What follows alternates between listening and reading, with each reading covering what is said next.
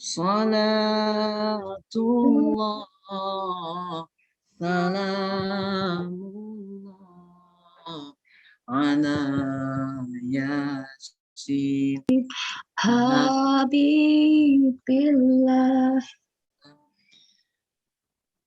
ilahi najjina waksif jami'adi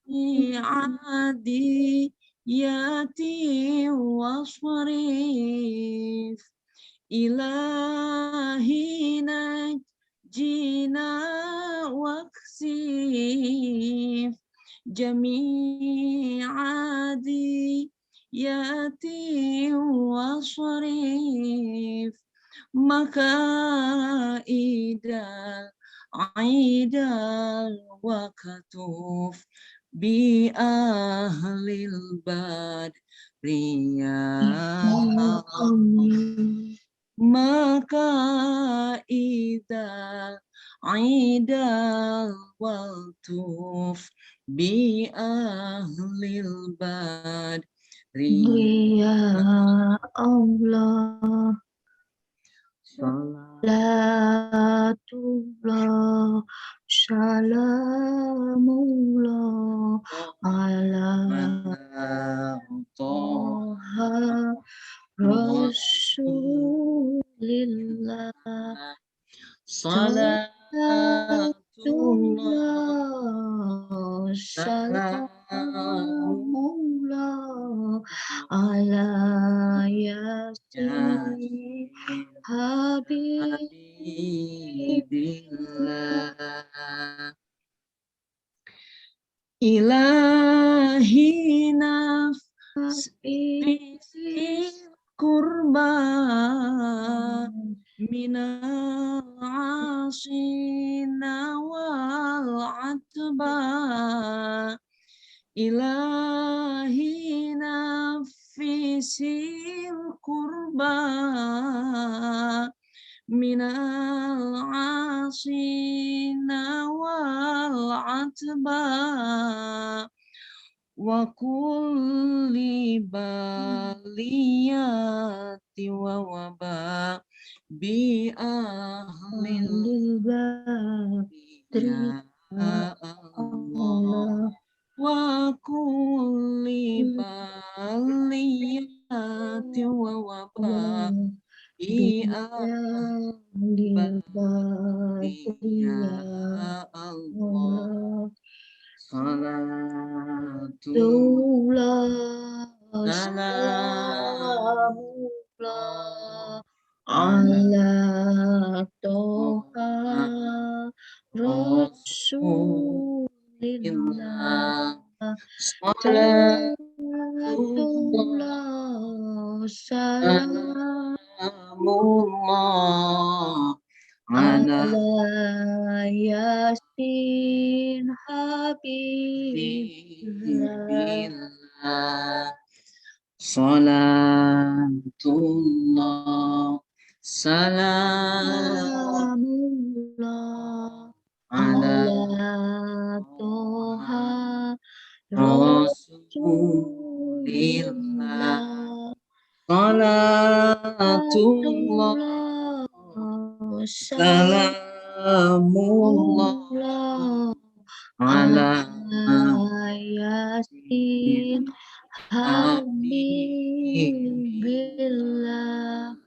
Terakhir, salatullah salamullah ala Toha Rasulillah salatullah salamullah ala Yasin Habibillah.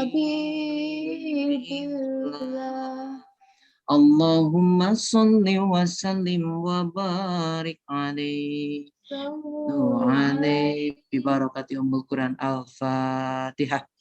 أعوذ بالله من الشيطان الرجيم بسم الله الرحمن الرحيم الحمد لله رب العالمين الرحمن الرحيم مالك يوم الدين إياك نعبد وإياك نستعين اهدنا الصراط المستقيم صراط الذين أنعمت عليهم غير المغضوب عليهم ولا الضالين آمين.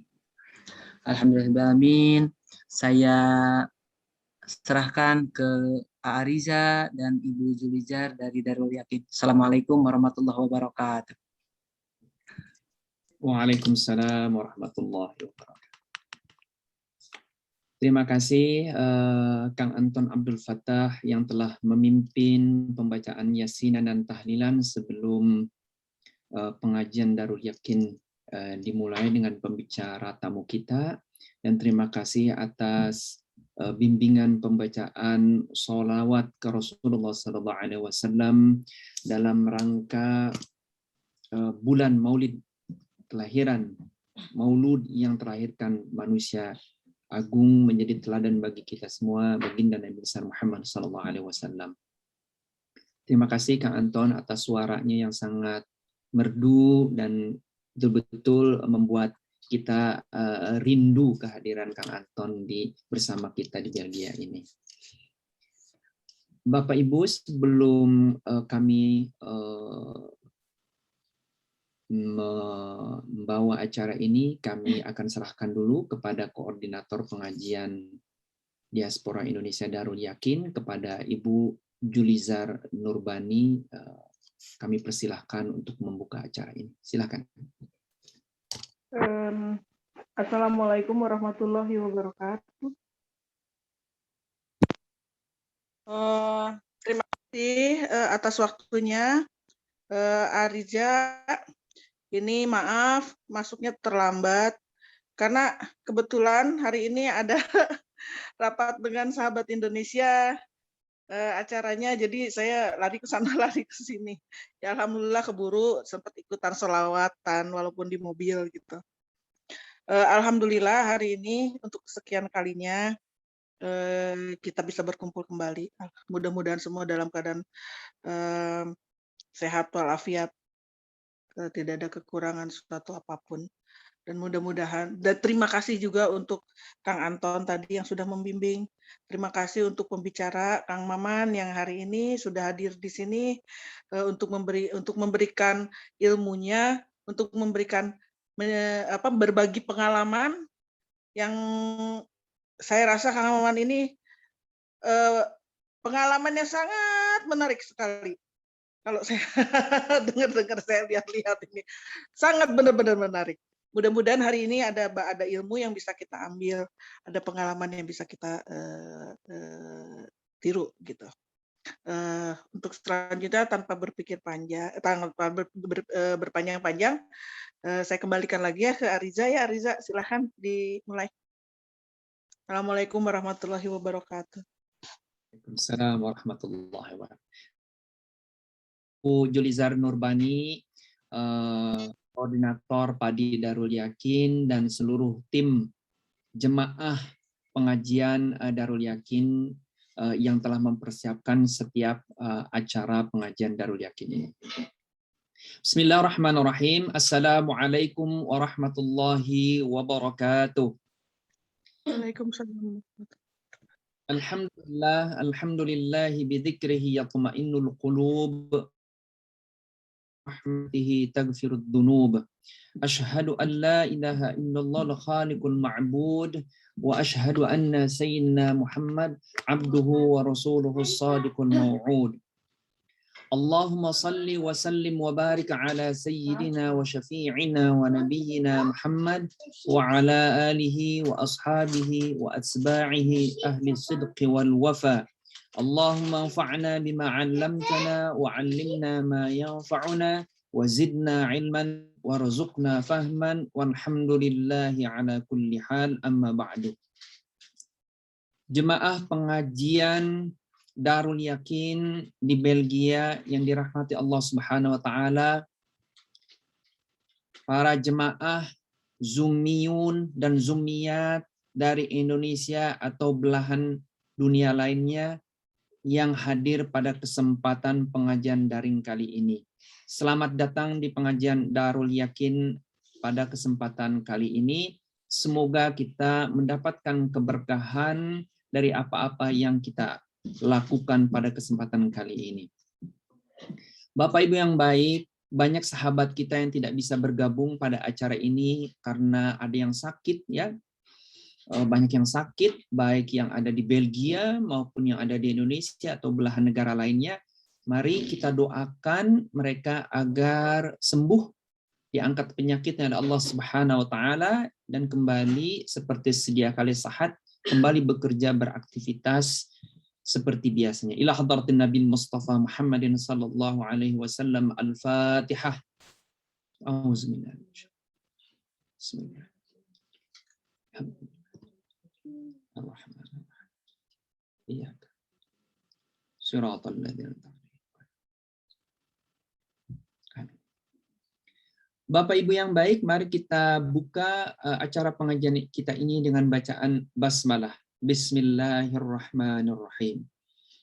Bapak Ibu yang baik, alhamdulillah pada kesempatan pengajian daring bulanan kali ini kita kedatangan pembicara, pemberi materi yang betul-betul sangat terkenal di Indonesia ya.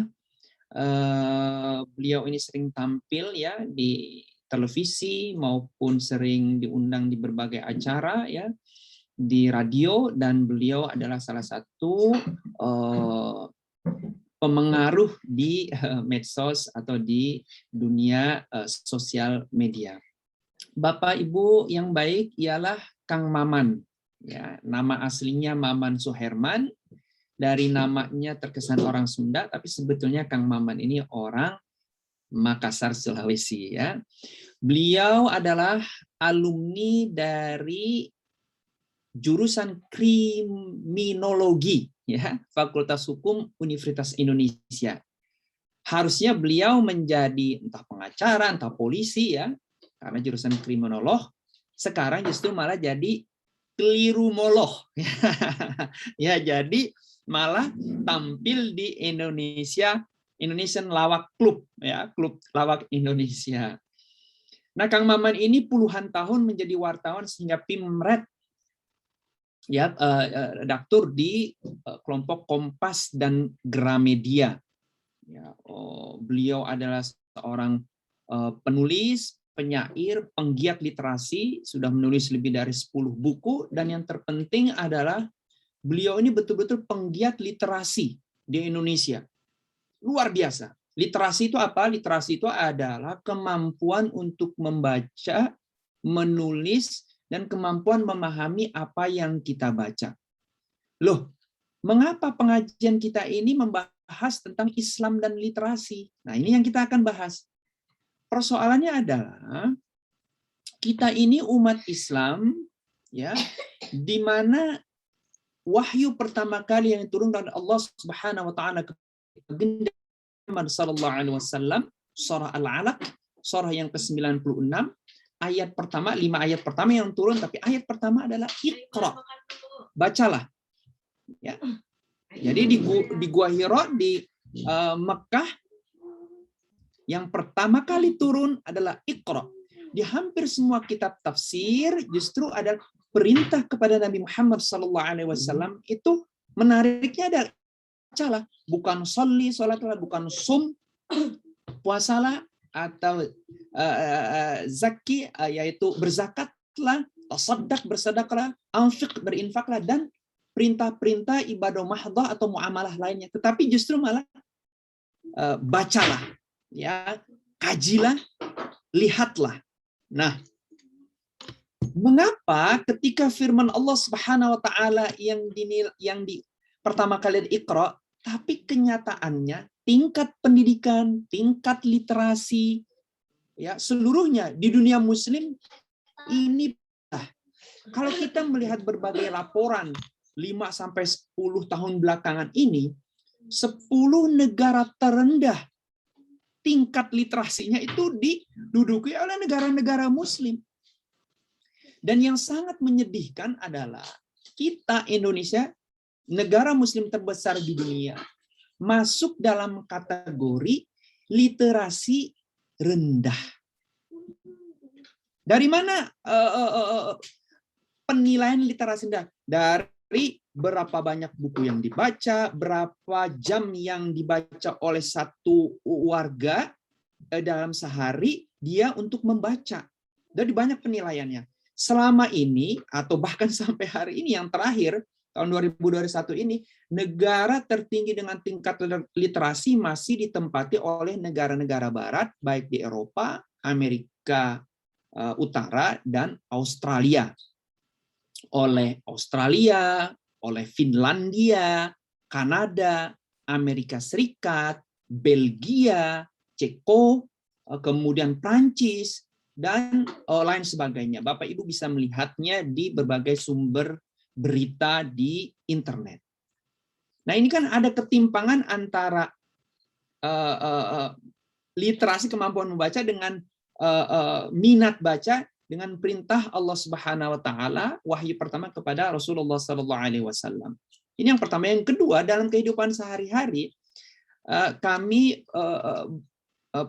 tinggal di Eropa sekarang, di Prancis, kemudian di Belgia sudah 12 tahun. Yang kita lihat tingkat membaca masyarakat sini begitu tinggi.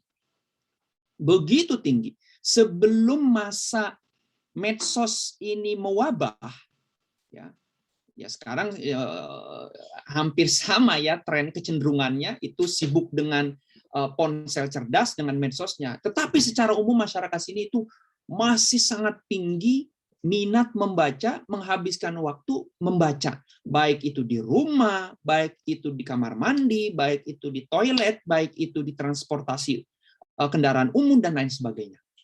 Berbalik dengan masyarakat kita di Indonesia, mohon maaf, kita ini sibuk dengan ngerumpi, ya, ngegibah, mohon maaf, ya, kemudian menyebarkan kabar yang tidak benar, fitnah dan lain sebagainya. Sibuk dengan medsos sana kita ya. Nah, pada kesempatan kali ini Kang Maman kita hadirkan untuk memberikan pencerahan kepada kita, ya, mengapa literasi di masyarakat Muslim di Indonesia dan masyarakat Muslim di dunia Islam, negara-negara Muslim begitu rendah. Apa yang salah ini, pendidikan atau apalah saya nggak tahu. Nanti Kang Maman akan menjelaskannya. Mengapa firman-firman Allah di dalam Al-Quran yang memerintahkan untuk belajar, membaca, berpikir itu justru sangat rendah dalam pengejawantahan kehidupan sehari-hari. Karena itu, mari kita dengarkan penjelasan, pemaparan, dan pengajian dari Kang Maman Suherman. Kang Maman, kami undang untuk tampil.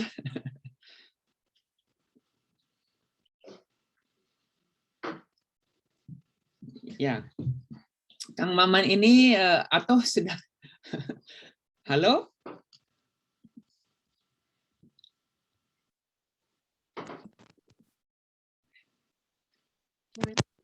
Oh, suaranya tidak ada, Kang Maman. Nggak ada suara ya? Ah, ini udah ada. Ya. Sekarang sudah?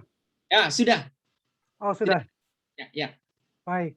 Ya. Assalamualaikum warahmatullahi wabarakatuh. Waalaikumsalam warahmatullahi wabarakatuh. Alhamdulillah, puji syukur kehadirat Allah yang maha ilmu, yang atas izin dan inayahnya kita bisa berkumpul di pengajian Darul Yakin ini. Dan alhamdulillah meski kita berpisah jarak bisa bertatap muka. Ini untuk pertama kali saya bertatap muka dengan Arisa, walaupun kita sering saling mengganggu di media sosial dengan membandingkan ukuran panjang rambut kami berdua. Salam serta salawat tercurahkan kepada utusan agung Sayyiduna Muhammad SAW, keluarga dan para sahabatnya yang menyerukan bahwa al-din al-nasihah, agama adalah ketulusan hati. Penghulu para nabi yang selalu mengajarkan bahwa setiap muslim adalah saudara bagi muslim lainnya. Karena sebutan saudara bagi muslim lainnya itu pun saya tetap tidak merasa terjebak oleh perangkap Arisa yang mengatakan, Kang Maman nanti tinggal berbagi pengalaman saja, bukan pengajian. Karena saya paling menghindari betul hadir sebagai narasumber di pengajian karena saya bukan ustadz. Saya malu, bahkan bacaan Al-Quran saya itu dikoreksi terus oleh istri saya. Salah melulu. Jadi saya menghindari betul hal tersebut, sehingga ketika ternyata saya baca saya pembicaranya, saya langsung, ternyata saya kurang literat juga membaca bahwa ternyata saya pembicara dan Arisa menempatkan diri sebagai penanggap. Karena itu malam ini saya lebih banyak akan berbagi pengalaman saja kenapa tiba-tiba saya mau terlibat di gerakan keliterasian yang dipengaruhi betul oleh dua orang. Pertama, almarhum ayah saya yang ketika saya berumur 3,5 tahun itu sudah mengatakan bahwa, "Nak, kalau kamu ikro, kamu tidak akan pernah lapar lagi." Itu diucapkannya di tengah-tengah perkampungan kami di Sulawesi Selatan, di Makassar, di daerah Cendrawasih, itu memang daerah miskin, kompleks Patompo namanya. 97% penduduknya di tahun 68 itu buta huruf, buta aksara Latin terutama. Itu sama dengan jumlah buta aksara di era kemerdekaan kita, di awal kemerdekaan. Bayangkan 68 itu masih sama dengan tahun 45. Sehingga Bapak itu mengajarkan saya betul dengan cara mengeja semua apa yang tersaji di koran Pedoman Rakyat di Makassar 8 halaman. Dari depan sampai belakang itu dieja betul-betul. Malam, MAMA, LAM itu dibacakan. Dan dia bilang, nanti kamu bisa buktikan kamu tidak akan lapar di sana. Ya, itu terbukti ketika kemudian di usia 3,5 tahun menuju ke 4 tahun saya sudah bisa baca. Saya yang balik membaca koran dan Bapak menghadiahkan saya uang 5 rupiah. Itu satu mangkok bakso waktu itu nyunyang, dan dengan sederhana dia mengatakan, tuh kan kamu bisa beli nyunyang gitu kan. Nah, tetapi karena saya tidak merasa cukup dengan satu mangkok, saya ingin lebih dari satu mangkok, saya membawa koran ke belakang rumah saya. Itu ada pasar rakyat di situ, di mana penduduknya, penjual dan pembeli itu rata-rata tidak bisa baca tulis tapi mengerti uang. Saya carilah meja ikan yang sudah kosong. Saya berdiri di atasnya sambil membawa kaleng kongguan yang kosong. Saya taruh di depan saya berkokok seperti ayam jantan, simbol Sultan Hasanuddin, ayam jantan dari timur. Lalu saya mengatakan, saya Herman 3,5 tahun akan membacakan koran. Kalau Bapak Ibu berkenan dan suka dengan bacaan saya, silakan memasukkan uang kembalian belanja ke dalam kaleng ini. Mulailah saya membaca dan sejak itulah saya disebut sebagai anak ajaib saat itu. Karena wow, 4 tahun belum tapi sudah bisa membaca sementara yang lainnya tidak bisa membaca dan membuat orang tercengang. Sampai satu hari ayah saya yang tercengang. Karena 3 kaleng kongguan yang saya bawa pulang uangnya, dan ketika dihitung itu lebih dari sebulan gaji seorang sersan tentara. Bapak saya tentara. Sehingga dia ingin tahu, ini anak saya bisa dapat uang sebanyak ini dari mana? Dia tidak masuk kantor, dia mengintip apa kerjaan saya di pasar. Ternyata alhamdulillah memang karena saya membaca dan orang senang. Tetapi ada satu peristiwa yang membuat Bapak saya tercengang waktu itu, karena tiba-tiba penduduk mengatakan, "Oi Herman, cari kok 4 angka di dalam koran itu." Jadi saya disuruh mencari 4 angka di koran itu secara acak. Ketika saya berteriak apa yang saya lihat, 4, 7, 3, 5. Ternyata itu dijadikan alat untuk memasang nomor buntut, nalo, loto, untuk orang ya berharap bisa mendapatkan keberuntungan dengan berjudi. Dilalah ternyata katanya saya penebak nomor yang luar biasa. Sehingga setiap mereka menang, mereka mengatakan, sumbangkan 2,5% dari hasil kemenanganmu itu untuk Herman. Jadi penuhlah kaleng saya dengan zakat 2,5% hasil dari perjudian tersebut. Bapak saya sangat marah waktu itu, sehingga dia menendang kursi meja tersebut, membawa saya pulang. Saya tidak boleh lagi datang ke pasar itu. Sampai suatu hari adik saya yang perempuan menangis karena kehabisan susu tambahan dari ASI. Hingga ibu saya mengatakan ke bapak, anakmu sudah habis nih ASINya, tolong dibelikan. Ya sebagai tentara yang tidak mau kelihatan tidak punya uang, beres, saya akan carikan. Nah malam itulah Bapak mengetok pintu kamar tidur saya dan mengatakan, Herman cari kok 4 angka di koran ini. Dia yang melarang, dia pula yang menyuruh. Alhamdulillah, alhamdulillah itu menang. Menang tapi ketika saya baru mau berangkat untuk meminta uang kepada bandarnya, ketangkap basah oleh ibu. Nah disitulah untuk pertama kali saya melihat perang Badar terjadi di rumah tangga orang tua saya. Bapak dan ibu saya berperang besar soal perjudian ini. Tapi itu berkesan betul di kepala saya tentang kalau kamu ikra, kamu tidak akan lapar.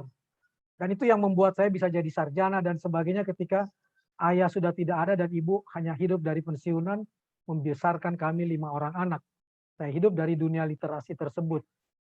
Singkat kata, di tahun 2015 saya mendapatkan hasil penelitian dari Connecticut University yang mengatakan bahwa minat baca orang Indonesia itu nomor 2 di muka bumi. Dari belakang. Kita setingkat di atas Botswana. Nomor 60 dari 61. Saya cukup beruntung karena kalau saya membaca sejarah, salah satu asal nenek moyang kita itu Botswana. Jadi kalau kita setingkat lebih dari nenek moyang kita, itu sebuah kemajuan buat saya. Masih satu tingkat di atas Botswana. Tapi begitu melihat persentasenya, disebutkanlah di situ 0,001. 1000 orang berkumpul, cuma 1 yang suka baca. Katanya seperti itu. Walaupun banyak yang kemudian nanti membantah karena merasa cara berhitungnya, cara memperhitungkannya terlalu pro barat. Harus ada perpustakaan, komputer. Sementara perpustakaannya seperti ukurannya perpustakaan di luar negeri, ada ruang tertentu, ada berapa meja, kursi, berapa buku. Seperti latar belakangnya Aris atau nggak mungkin kita ketemu di Indonesia perpustakaan yang luar biasa seperti itu saat itu. Tapi bayangkan kalau penduduk kita 270 juta, kalau 0,001 itu artinya cuma 270 orang yang ikro di negara yang mayoritas perintah pertamanya adalah ikro. Itu yang menohok ke saya. Sementara sebagai kriminologi, anak kriminologi saya tahu, angka pengguna narkoba di Indonesia itu 5 juta. 5.550.000 orang dengan tingkat kematian 33 orang per hari. Dan tidak pernah ada cerita orang yang rajin membaca meninggal karena membaca. Sehingga orang Indonesia itu lebih senang meninggal karena narkoba daripada pintar karena ikro. Itu yang menohok ke saya. Ini saya orang Islam yang sudah diajarkan tentang ikro, kok diam saja ya dengan fenomena ini. Lalu mulailah saya memaksa orang-orang, ayo kita kumpulkan buku, yuk kita keliling ke daerah-daerah. Kita ingin buktikan betul-betul bahwa kita sebenarnya tidak illiterat. Karena sejarah membuktikan naskah terpanjang di muka bumi sampai hari ini kan masih satu-satunya datang dari tanah lahir saya. Ilaga Ligo itu lebih panjang daripada Mahabharata Ramayana digabung sekalipun. Artinya kita sebenarnya pernah dan sangat literat. Banyak bukti-bukti untuk mengatakan hal tersebut. Temuan-temuan tertulis, baik yang di gua, di leang-leang, di mana-mana membuktikan kita masyarakat yang literat. Tapi kenapa ada yang terputus dalam perjalanan sejarah ini? Nah, setelah itu saya mulai, kalau saya diundang berbicara di berbagai tempat, saya selalu minta bonus. Tambah 2 hari. Kalau honornya saya anggap rendah, saya bilang berikan saya buku. Buku bekas, buku baru sebagai penutup honor itu. Jadi misalnya honor saya 1 juta, dikasih 500.000, 500 saya minta buku dan saya bawa ke daerah-daerah. Dan bertemu dengan orang-orang. Sampailah saya di Provinsi Sulawesi Barat. Provinsi terbaru waktu itu, sebelum Gorontalo di Sulawesi, pecahan dari Sulawesi Selatan. Teman saya bilang, di sini ada universitas terbesar namanya Universitas Sulawesi Barat. Tapi tidak punya perpustakaan. Jadi bayangkan, universitas terbesar tidak ada perpustakaan. Kalau mau beli buku harus ke Makassar 8 jam. Untung sejumlah teman-teman di sana punya inisiatif membuat perpustakaan-perpustakaan rakyat, taman bacaan masyarakat. Bahkan ada yang menggunakan perahu ke pulau-pulau untuk membawa buku-buku tersebut. Satu hari saya ikutlah di dalam perahu tersebut untuk peresmian perpustakaan rakyat sepekan di daerah Pambasuang itu. tempat di mana guru besarnya Cak Nun dan lain sebagainya, Imam Lapeo, yang sangat terkenal tersebut, itu ada perpustakaan rakyat sepekan. Rakyat mengeluarkan buku-bukunya, ditaruh di pinggir jalan, di depan masjid, sampai ke ujung jalan, kita bebas membaca. Saya terpesona dengan fenomena itu, dan datanglah saya pada tanggal 13 Maret dengan menggunakan perahu ke titik tersebut, dengan membawa buku. Saya berada di dalam perut buku, di dalam perut perahu, dengan 500-an buku di dalam perut perahu, dan teman-teman masih di atas. Alhamdulillah perahu itu terbalik.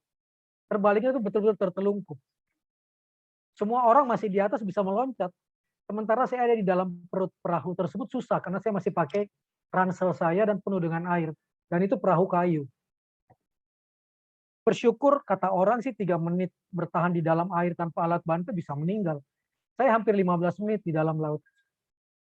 Karena perahunya terbalik. Tapi terangkat. Dan saya tersadarkan karena orang-orang di sana kalau supaya kita katanya tidak hilang kesadaran, semua berteriak, "Woi Herman, Herman." Jadi kuping saya masih mendengar cerita tersebut. Dan yang saya bayangkan putri saya waktu itu. Sehingga ada berusaha untuk hidup. Dan akhirnya saya kemudian berhasil diselamatkan keluar. Dan yang mempesona saya hari itu bukan soal saya saja yang diselamatkan. Tapi warga di sana menjaring semua buku yang mengambang di lautan tersebut. Dibawa ke pinggir, dikasih kipas angin, dikeringkan, bahkan dikasih hair dryer. Saya aja nggak pernah pakai hair dryer. Nah ini buku pakai nih, dikeringkan. Bahkan ada satu teman yang bukunya bukunya Laskar Pelangi, itu dicuci dan dikeringkan per halaman demi halaman. Dan disetrika halaman demi halaman. Dengan sangat hati-hati supaya tidak robek. Saya bertanya ke mereka, udahlah nanti saya bawa dari Jakarta lagi. Nggak apa-apa, biarkan dia rusak, nanti saya bawa lagi, saya minta lagi sama. Ini yang memukul saya. Jawaban mereka satu. Buat Kang Maman ini murah. Tapi buat saudara-saudara saya di pulau sana, ini berlian. Dia harus sampai ke sana. Dia harus sampai ke sana. Jadi mereka mengeringkan dan mengumpulkan buku-buku itu kembali, lalu kemudian membawa buku itu kembali ke pulau-pulau kecil. Dan ketika saya ikut lagi perahu itu dan berhenti di tepi pantai, saya bertemu dengan sekumpulan anak-anak yang sedang menunggu perahu tersebut dan berebut buku-buku. Kemudian saya melihat ada satu anak, dan kelak saya tahu anak itu berumur 12 tahun. Dia membaca buku bergambar, cerita bergambar, terbalik. Cerita bergambar terbalik. Bahkan gambar pun dia tidak tahu yang mana atas, yang mana bawah, apalagi tulisannya.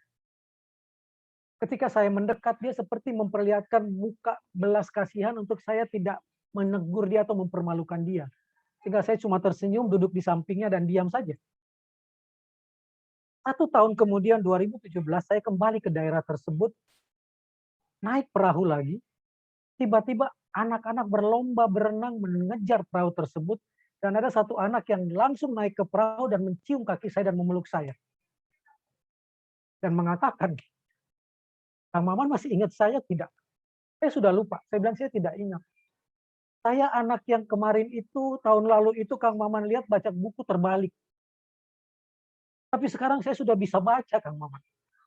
Itu karena Kang Maman waktu itu tidak mempermalukan saya di depan anak-anak lain yang bisa membaca. Justru karena tidak dipermalukan, saya jadi ingin membaca dan ingin membuktikan kalau Kang Maman datang lagi, saya akan buktikan saya bisa membaca. Dan dia membacalah dengan nyaring di tempat itu. Disitulah saya memeluk anak tersebut, dan itu yang membuat saya untuk teringat pada satu sabda Rasul, bahwa salah satu sifat mulia, salah satu hal yang paling mulia bagi umatnya Muhammad itu kan adalah menitipkan rasa bahagia pada hati sesamanya.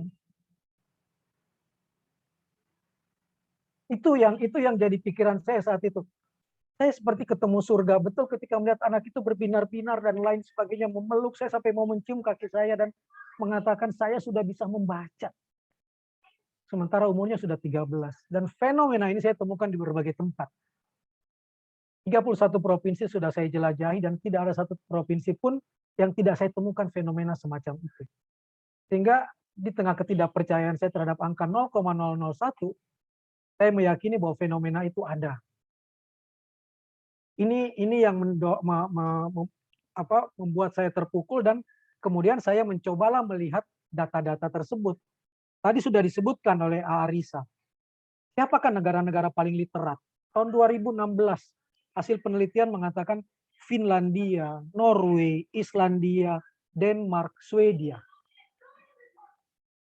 Itu minat bacanya sangat tinggi, rata-rata penduduknya membaca 30 sampai 40 buku per orang per tahun. Bandingkan dengan Indonesia yang 3 buku per orang per tahun. Siapa negara paling literat? Mereka-mereka inilah. Kemudian menyusul nanti 8 Jerman, 15 Selandia Baru, di Asia Tenggara paling tinggi Singapura. Nah, saya temukan misteri Iqra yang membuat kamu tidak lapar dari kata bapak saya. 5 negara paling literat ini hasil penelitian Transparansi Internasional tahun 2016 juga adalah negara-negara dengan indeks literasi indeks anti korupsi yang tertinggi di muka bumi. Jadi saya mendapatkan benang merah negara yang literat, negara yang cakap, negara yang cerdas penduduknya, penolakan dia terhadap korupsi juga tinggi. Bahasa sederhana, saya bisa cari uang sendiri kok, ngapain saya korup? Kira-kira seperti itu. Denmark itu skornya sampai 90. Selandia Baru, Finland, Swedia, Swiss, Norway. Itu negara-negara literat sekaligus negara yang indeks anti korupsinya paling bagus. Dan kemudian saya cari lagi. Betul nggak sih kalau kita literat itu kita bahagia? Betul nggak sih seperti yang saya temukan anak kecil itu yang begitu bahagia hanya karena bisa alif bata, hanya karena bisa A, B, C, D itu bahagia? Saya temukan lagi hasil penelitian tentang negara-negara paling bahagia di muka bumi. Dari World Happiness Report 2017 yang dikeluarkan PBB. Lagi-lagi terbukti negara paling bahagia di muka bumi, Norway, Denmark, Islandia, Swiss, Finland. Jadi bayangkan, literat, anti korup, bahagia. Betapa misteri Iqra itu sangat luar biasa. Nah, ini yang ingin kemudian saya mengajak teman-teman dan setiap bulan mari kita berkirim buku, dan di situ juga saya menemukan fakta bahwa sebenarnya kita tidak bisa menyalahkan soal sekedar tidak bisa baca. Bukan itu persoalan dasar ternyata. Persoalan dasarnya adalah akses antara manusia dengan buku di Indonesia sangat jauh. Toko buku besar, Kompas, punya Gramedia, paling jumlahnya cuma 100, sementara kita punya 18.000 pulau. Saya, AA, kalau mengirim buku ke Papua, harga buku 65.000, biaya pengirimannya 165.000. Saya mengirim 30 buku saban bulan ke Papua, biaya pengirimannya 10 juta. Pernah di zaman-zaman Pak Jokowi masih kampanye untuk presiden, ada gerakan setiap tanggal 17 pengiriman buku gratis. Tapi karena nggak ada payung hukumnya, itu gerakan berhenti. Saya beruntung, setahun terakhir ini saya dibantu oleh JNE, Kang Maman mau kirim buku kemana saja gratis. Itu membuat saya merasa nyaman. Baru satu institusi mengatakan silakan Kang gratis. Sehingga saya bisa berkirim buku, misalnya besok saya akan kirim 10 box buku, bukan dari saya pribadi, dari teman-teman ke Nusa Tenggara Timur. Ini gerakan-gerakan sederhana sebenarnya, tapi pasti punya dampak buat orang-orang di daerah. Kenapa saya mengatakan seperti ini? Karena kalau semata-mata bicara tentang angka buta aksara, Indonesia itu luar biasa. Tahun 45 ketika merdeka, 7% yang aksara. Nah, tahun 2021 kita itu tinggal 1,71%. Tahun 2020 kita tinggal 1,71%. Orang-orang berusia 15 sampai 59 tahun yang buta aksara. Artinya kalau sekedar buta aksara, literasi kita sekedar buta aksara, kita sebenarnya salah satu yang berhasil, walaupun disparitasnya tinggi. Papua itu angkanya masih 22% yang buta aksara. Papua 22, NTB di atas 5. 10 besar itu Papua, NTB, Sulawesi Barat, NTT, Sulsel, Kalbar, Jatim, Sultra, Jateng, Papua Barat itu masuk 10 besar. Jadi kalau ada saudara-saudara saya yang datang dari 10 provinsi itu, tolong diingat bahwa mereka masih di atas angka rata-rata Indonesia. Ini kita baru bicara soal literasi baca tulis.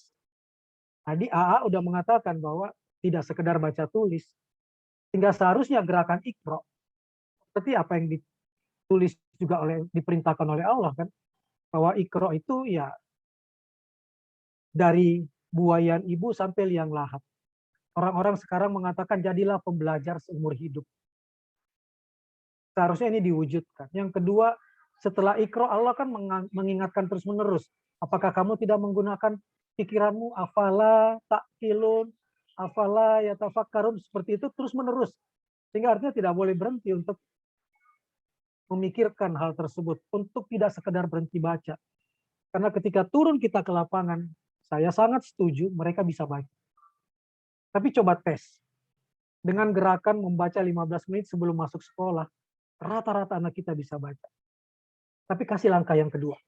Boleh nggak ceritain ulang apa yang kamu baca? Mulai berkurang persentasenya. Lanjut lagi. Boleh nggak ditulis inti dari yang apa dibaca tadi, tulis ulang. Poinnya saja. Berkurang lagi.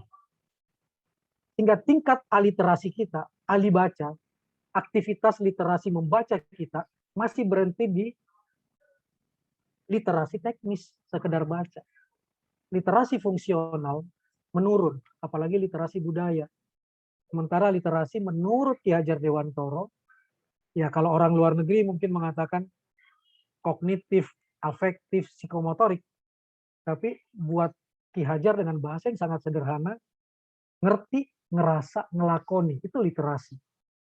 Tidak cuma sekedar bisa baca, tapi bisa merasakannya, bisa mengerti, dan kemudian bisa melakoninya, membuktikannya. Di pengajian kali ini yang ingin saya ajak teman-teman untuk kemudian memikirkannya bersama, bagaimana kita sampai di tingkat literasi yang sifatnya budaya dan literasi yang sifatnya fungsional. Karena hari ini literasi harus dimaknai sebagai 5 lapisan, 5 tingkatan.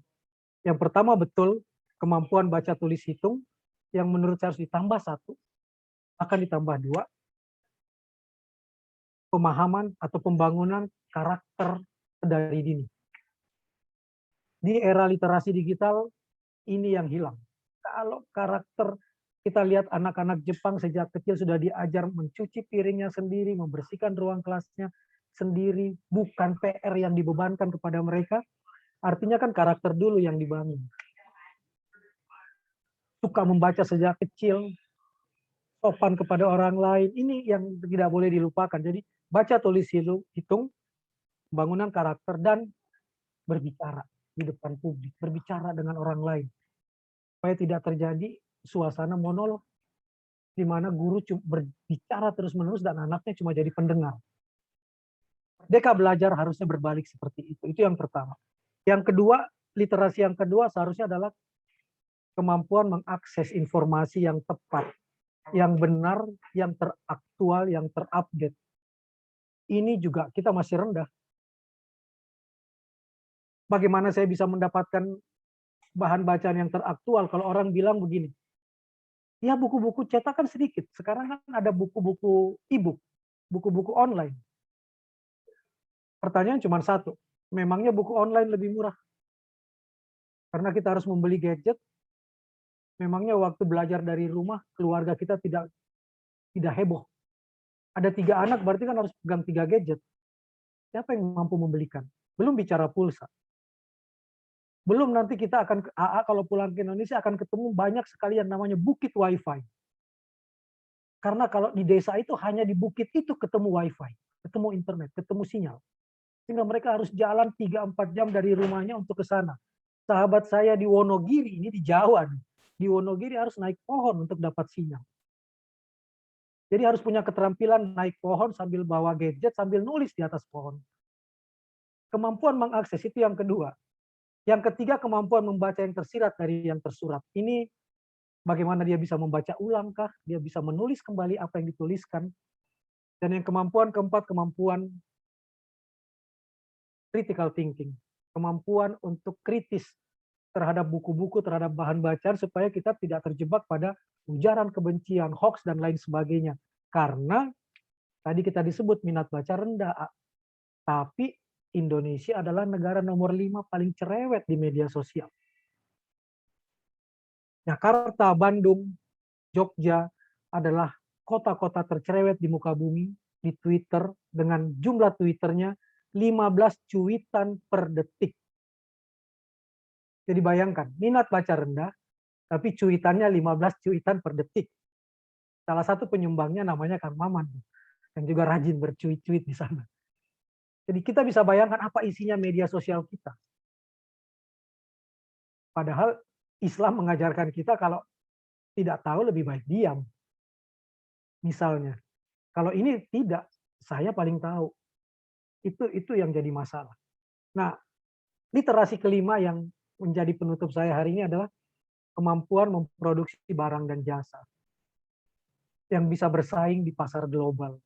Artinya apa?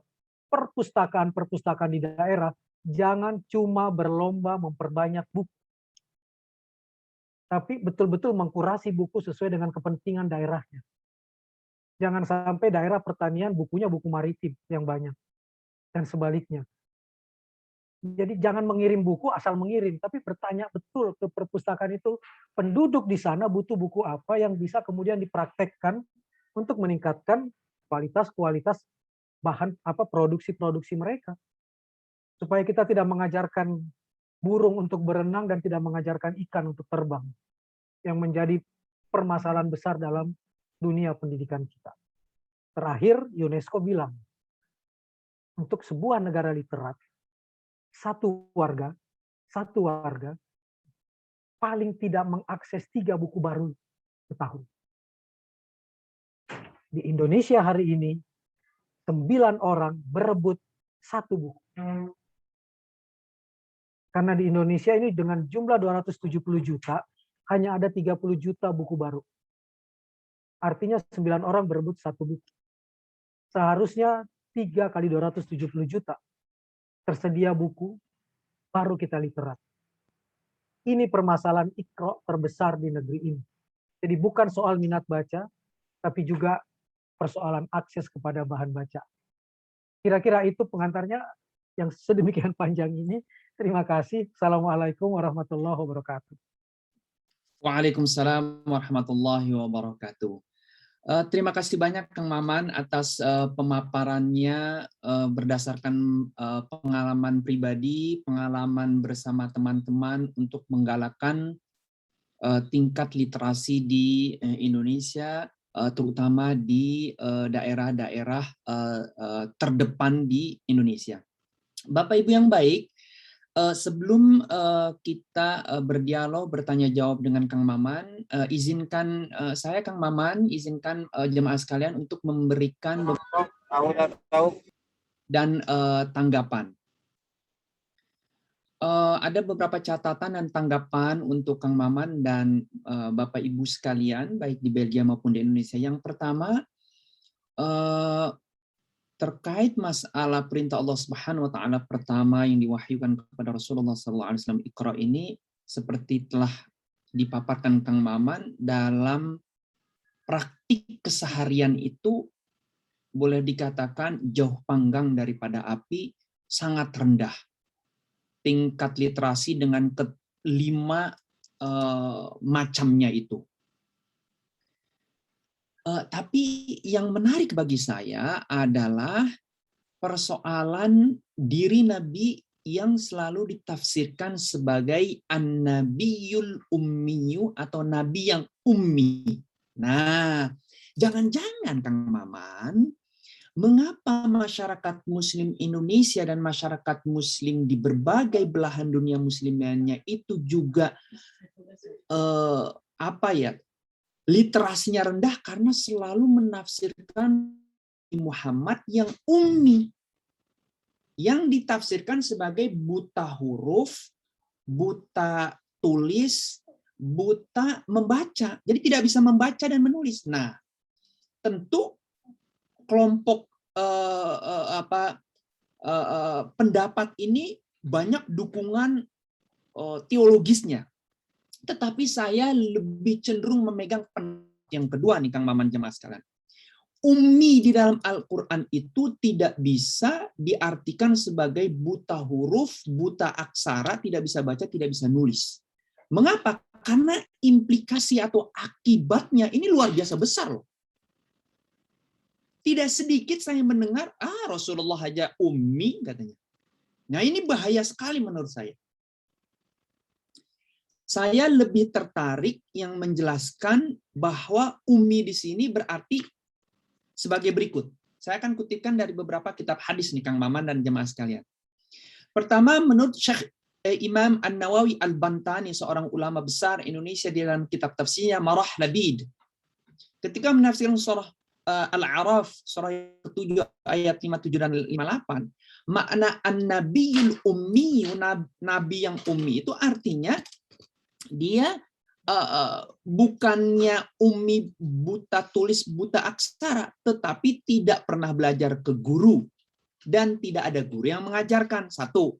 Yang kedua, kata Imam An-Nawawi juga, artinya ummi itu adalah dia bukannya tidak bisa, tapi memang tidak belajar membaca dan menulis.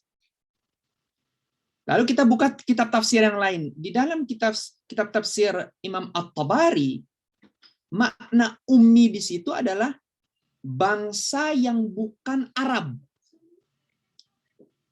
Ya. Bangsa yang bukan non-Arab. Jadi bangsa yang Arab gitu ya. Jadi Nabil Ummi artinya nabi yang berbangsa Arab. Kok begitu? Karena hampir mayoritas nabi ini kan Bani Israel. Ya, dari Nabi Ibrahim punya anak Nabi Allah Ismail dan Nabi Allah Ishak. Semua nabi itu hampir keturunan dari Nabi Ismail ini. Ishak. Ya, Bani Israel, Yakub. Sementara setelah Nabi Allah Ismail, ini bangsa Arab, tidak ada nabi. Terakhir adalah Nabi Muhammad SAW. Jadi Nabi Ummi adalah nabi yang dikirim untuk bangsa Arab, yang berasal dari orang Arab. Yang ketiga, Muhammad Talbi, pemikir Tunisia, di dalam bukunya Universalité de Coran, Universalitas atau Universalisme Al-Quran, mengatakan bahwa ummi di sini artinya goim atau goyim, artinya bukan bangsa Yahudi, bukan bangsa Israel. Ya, jadi nabi yang berasal dari orang Arab yang bukan bangsa Israel atau Yahudi. Itu makna ummi ketika dikaitkan dengan an-nabil ummi ya. Jadi tidak ada dalam menurut dua kitab tafsir satu buku ini tidak ada maknanya buta huruf, buta aksara. Sehingga kalau ada hujah yang mengatakan ummi adalah nabi buta huruf, buta aksara, tidak bisa baca, tidak bisa menulis untuk menjaga kemurnian Al-Quran. Kemudian ini dijadikan sebagai alasan umat Islam rendah literasinya, ini tidak benar. Kedua, di dalam ayat Al-Quran surah Al-Imran atau Jum'ah, surah yang ketiga ayat 30, Al-Jum'ah surah ke-62 ayat 2, itu ada kata-kata ummiyun. Ummiyun di sini, mari kita buka dua kitab tafsir, tafsir At-Tabari dan tafsir Ibnu Abbas. Ternyata di dalam kedua kitab tafsir ini, Kang Maman, makna ummiyun itu adalah satu bangsa Arab. Lagi-lagi lihat, jadi nabi yang dikirimkan kepada ummiyun semua, yaitu orang bangsa Arab. Yang kedua, ummi di sini artinya, kata Imam At-Tabari dan Ibnu Abbas, sahabat Nabi, ummi di sini adalah bangsa yang belum pernah menerima kitab sebelumnya. Artinya Al-Quran dalam ini wahyu dari Allah. Bangsa yang belum menerima kitab atau wahyu dari Tuhan. Nah, saat itulah bangsa Arab. Karena kenapa? Tadi saya bilang Nabi Allah Ishak yang menurunkan semua Yakub dan Bani Israel ini adalah hampir semua nabi ini kan dari bangsa Israel, kecuali Nabi Muhammad untuk orang-orang Arab keturunan dari Nabi Allah Ismail alaihissalam. Demikian. Jadi, apa kesimpulannya? Poin pertama yang saya ingin tekankan, Kang Maman, jika ada orang yang mengatakan bahwa tingkat literasi umat Islam rendah karena Nabi Muhammad SAW sendiri adalah ummi, baca, buta tulis, buta huruf, buta aksara, dan lain sebagainya. Berdasarkan kitab-kitab tafsir yang sudah kami jelaskan dan beberapa buku, jelaslah bahwa ummi di sini bukan berarti buta huruf, buta aksara, buta tulis, buta baca, dan lain sebagainya. Tidak.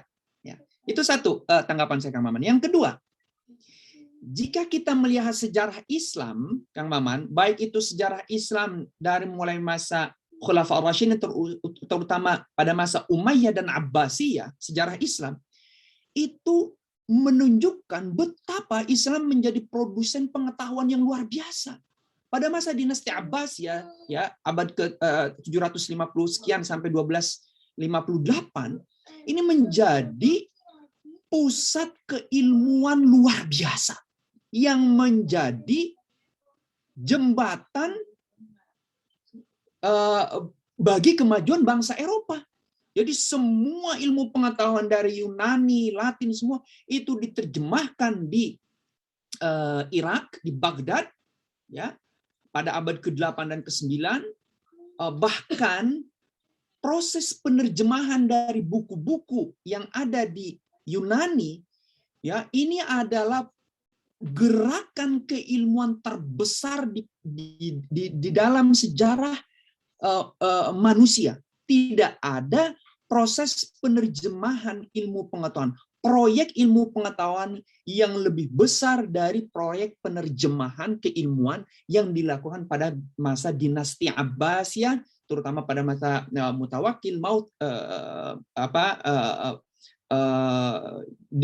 raja-raja khalifah pada masa dinasti Abbasiyah abad ke-8. Bahkan ada Baitul Hikmah, didirikan Baitul Hikmah, perpustakaan terbesar di Baghdad, Irak. Nah, baru yang kedua, penerjemahan dari Arab ke Latin yang dilakukan oleh bangsa Eropa, ini proyek kedua terbesar dalam sejarah umat manusia. Artinya apa? Ini menunjukkan bahwa dalam sejarah Islam, baik pada masa Umayyah, Abbasiyah, bahkan ketika beberapa kesultanan kerajaan Islam di berbagai belahan dunia muncul, perpustakaan dan mereka menjadi pusat-pusat ilmu pengetahuan yang melahirkan ilmuwan-ilmuwan hebat, filsuf-filsuf hebat, penemu-penemu hebat dari mulai Al-Khwarizmi dan semuanya. Semuanya. Ini artinya ada sesuatu yang keliru dan salah, Kang Maman. Artinya sejarah Islam sudah memberikan pelajaran pada masa keemasannya, produsen buku, produsen ilmu pengetahuan, ya, pembuat luar biasa.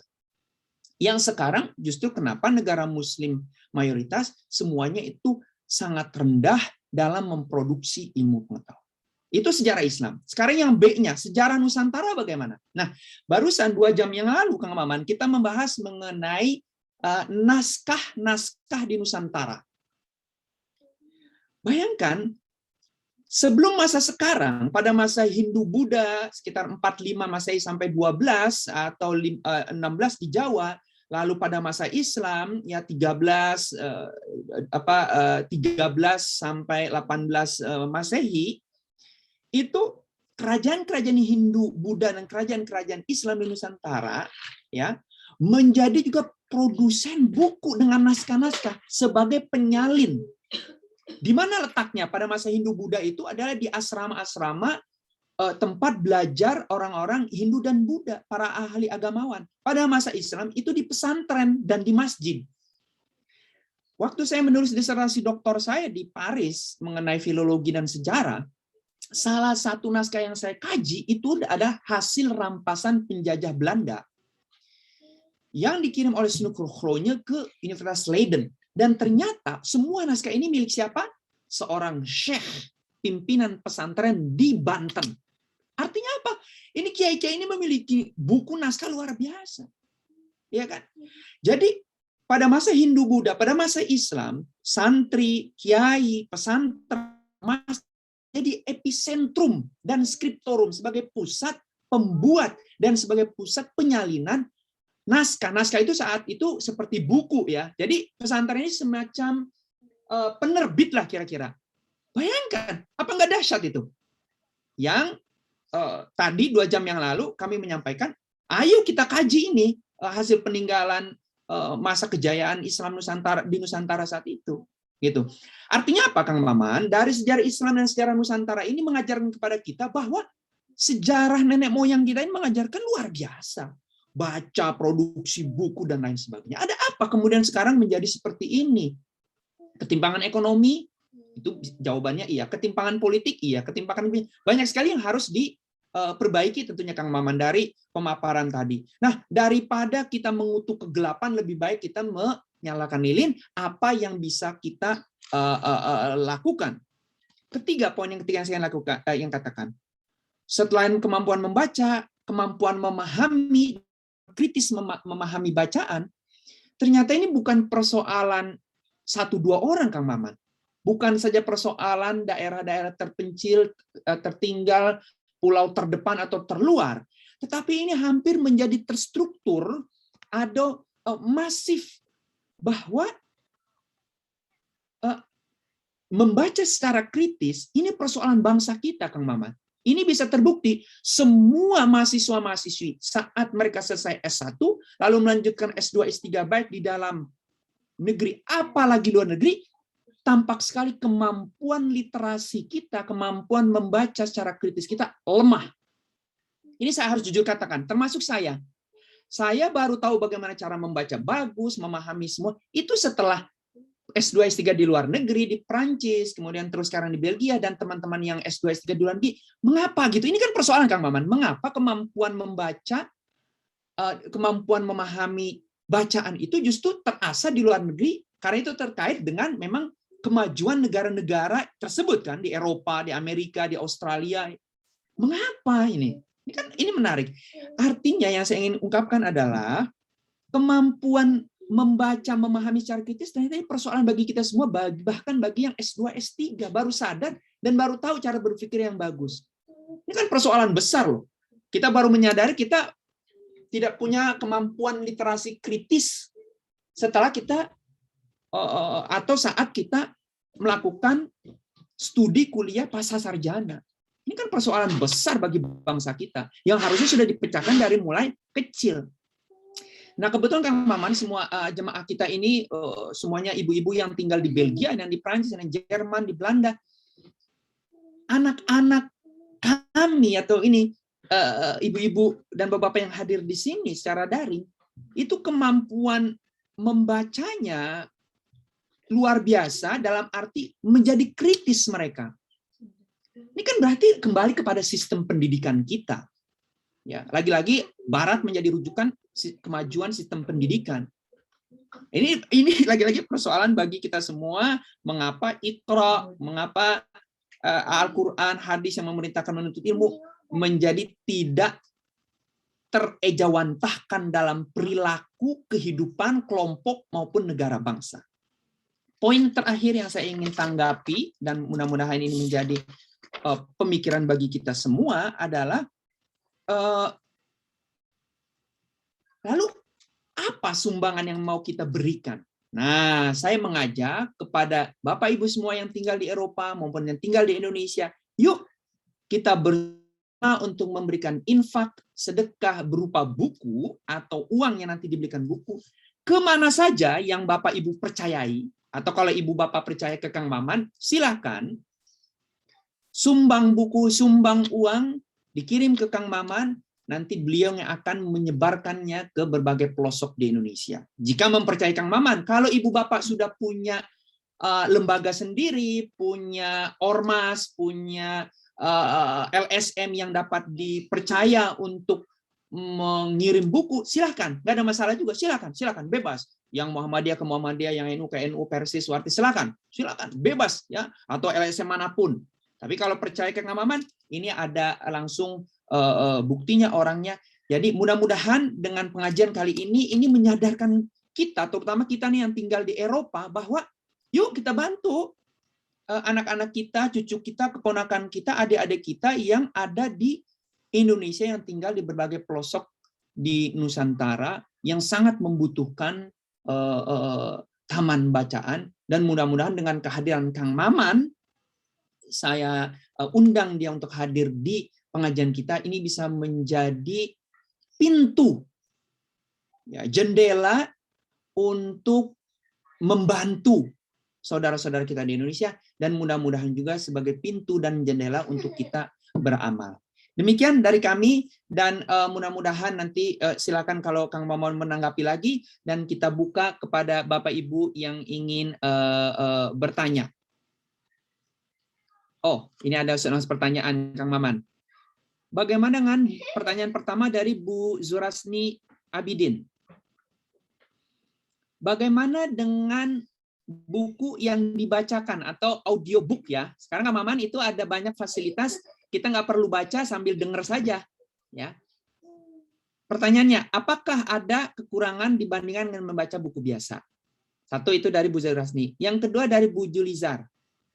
Salah satu faktor rendahnya tingkat membaca Indonesia adalah tingkat ekonomi yang rendah juga. Terlalu sibuk bagaimana caranya bertahan hidup daripada bagaimana cara meningkatkan waktu membaca. Nah, ini persoalan ekonomi ini dari Bu Julizar. Saya pikir ada benarnya, tapi silakan Kang Maman bisa mengulasnya. Bapak Ibu, jika ada pertanyaan silahkan diajukan di kolom diskusi atau angkat tangan, nanti kami akan berikan waktu. Untuk sementara silakan Kang Maman menjawab 2 komentaran pertanyaan. Mangga. Baik. Saya kebetulan advisor Aksara Maya dan Moco ini penyedia platform untuk e-book yang kalau kita nanti lihat di IPUSNAS dan sebagainya itu platformnya kami yang menyediakan, teman-teman di Aksara Maya. Gratis diberikan kepada perpustakaan-perpustakaan daerah, tinggal nanti perpustakaan daerah yang mengisinya dengan buku-buku apa yang mau mereka isi. Baru lewat kami, baru kita berhitungnya di situ. Buku cetak masih menjadi yang paling besar di Indonesia. Sekarang lagi mulai masuk ke bentuk-bentuk lain, audiobook, audiovisual book, dan lain sebagainya. Persoalannya memang jumlahnya masih sangat kecil, satu.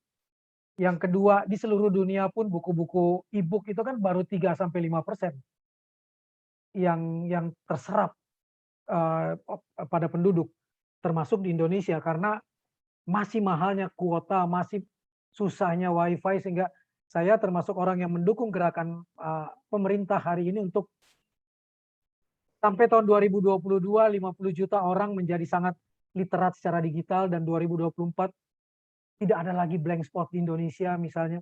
Itu gerakan-gerakan yang harus kami dukung. Ditambah dengan kemudian 4 pilar literasi digitalnya harus jalan. Digital skills, digital ethics, digital safety, digital culture itu harus bersamaan, karena kalau tidak, yang tadi kemampuan kritisnya hilang, kemampuan untuk melakukan proses kurasi, verifikasi, konfirmasi itu sangat luar biasa rendahnya di Indonesia hari ini. Tidak cuma rakyat, bahkan media pun dalam soal proses kurasi terbilang sangat rendah, karena mengutamakan kecepatan dari ketepatan. Ini persoalan PR besar juga yang dijelaskan oleh Arisa tadi, bukan cuma persoalan rakyat kecil dan akar rumput di 3T, di daerah 3T, tapi sampai ke pusat, sampai ke daerah kita, apalagi kalau kita nanti menjelang 2024, ada di gelembung masing-masing yang tidak mau tahu bahwa kamilah yang terbenar kan. Ini di era post-truth kan, ini yang menjadi problem besar, dan semoga kita tidak menjadi Rwanda kedua, di mana di sana hanya ada suku Hutu dan Tutsi, tapi bunuh-bunuhan hanya karena merasa paling benar di setiap menjelang pemilu kan. Ini yang menakutkan secara literat di negeri kita. Yang kedua, soal audiobook. Seharusnya Dikbud harus dengan cepat mengevaluasi persoalan belajar dari rumah ini. Anggaplah guru-guru mengajar itu seperti audiobook, karena tidak hadir secara fisik. Berapa banyak siswa yang kemudian diajak bercerita ulang dan masih bisa menceritakan ulang apa yang diajarkan gurunya. Atau dia tertidur ketika gurunya mengajar. Sudah adakah aturan standar bahwa semua harus memperlihatkan videonya supaya terlihat?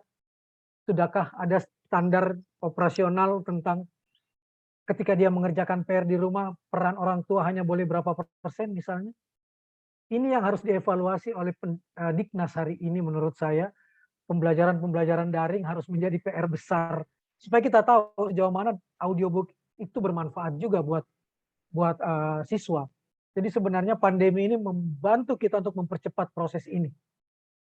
Dan mudah-mudahan gerakannya Nadiem Makarim, menteri kita ini, dengan Merdeka Belajar itu betul-betul terijawantahkan. Merdeka Belajar buat saya kembali sebenarnya seperti ada dalam buku Belajar dari Finland. Ada buku Belajar dari Finland, Kids from Finland kalau nggak salah judulnya, yang kalau kita baca, mereka seperti belajar dari Ki Hajar Dewantara. Bahwa sekolah itu bukan ruang kelas. Karena itu Ki Hajar Dewantara mengatakan sekolah itu seperti taman, makanya mereka menyebut taman siswa. Mereka mau belajar boleh berlari-lari kemana saja, seperti berada di taman-taman di luar negeri. Anak-anak mau berlari, membaca sambil tidur, sambil jungkir balik, sampai muter-muter. Jangan seperti perpustakaan kita hari ini, yang sifatnya masih eksklusif, tidak inklusif buat saya. Apa buktinya? Yang boleh baca hanya anggota, hanya pelajar yang ada di sekolah tersebut. Jadi bayangin Kak, kalau A. Arisa nih orang miskin, tidak bisa sekolah di samping rumahnya. Itu juga tidak bisa masuk ke akses perpustakaan. Karena dia bukan anggota. Kalau dia anggota, dia harus pakai sendal, dia harus pakai sepatu. Yang nggak pakai sendal, nggak boleh masuk. Dan buku dianggap aset. Indonesia itu buku adalah aset yang harus dilaporkan pertanggungjawabannya tiap tahun. Tidak boleh hilang, tidak boleh rusak. Jadi banyak buku yang di perpustakaan masih terbungkus plastik. Saya menyebutnya buku pantat. Sampai perpustakaan didudukin saja. Karena gurunya lebih takut buku itu hilang daripada buku itu rusak dan terbaca dan dibawa pergi. Negara harus memikirkan ulang cara berpikir seperti ini. Saya malah bilang kalau hilang harusnya bersyukur. Nggak mungkin lah dijual buku cuma berapa gram, harganya berapa. Buku yang dirobek, saya juga perobek buku zaman dulu. Ambil 1-2 lembar halaman misalnya. Tapi saya membiarkan saja itu di perpustakaan-perpustakaan rakyat sekarang, biarkan saja anak-anak itu mengambil. Dia untuk dia baca. Di sekolah, paradigmanya buku adalah aset yang harus dilaporkan tiap tahun. Ini persoalan-persoalan di kita. Jadi kalau lihat tadi semuanya dengan pertanyaan-pertanyaan ini, ada lagi pertanyaan yang soal royalti. Nah ini persoalan. Persoalannya Ibu bayangkan, saya ini penulis cuma dapat 10% royalti dari harga buku.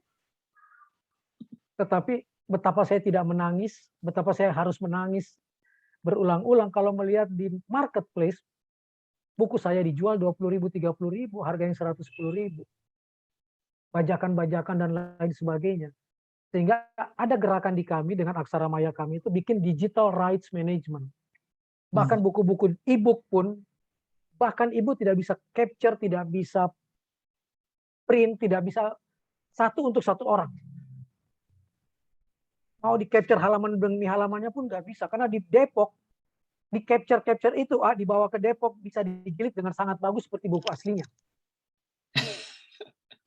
Buku-buku dari luar negeri itu capture aja, cetak ulang 100.000 dapat buku bagus. Dan tidak ada bedanya dengan buku asli. Nah ini juga persoalan besar di Indonesia. Seharusnya itu tidak terjadi karena sudah lahir undang-undang sistem perbukuan Indonesia. Sistem perbukuan kita sudah ada undang-undangnya di Indonesia. Persoalannya adalah peraturan pemerintahnya dan pelaksanaannya di lapangan. Jadi kita punya banyak permasalahan di situ. Tetapi tadi kata AA, jangan memaki kegelapan. Mari sama-sama menyalakan lilin bareng-bareng. Dan saya ingin membantah sekarang kata UNESCO kita 0,001. Karena 0,001 itu hitungannya jumlah komputer pribadi di rumah-rumah penduduk.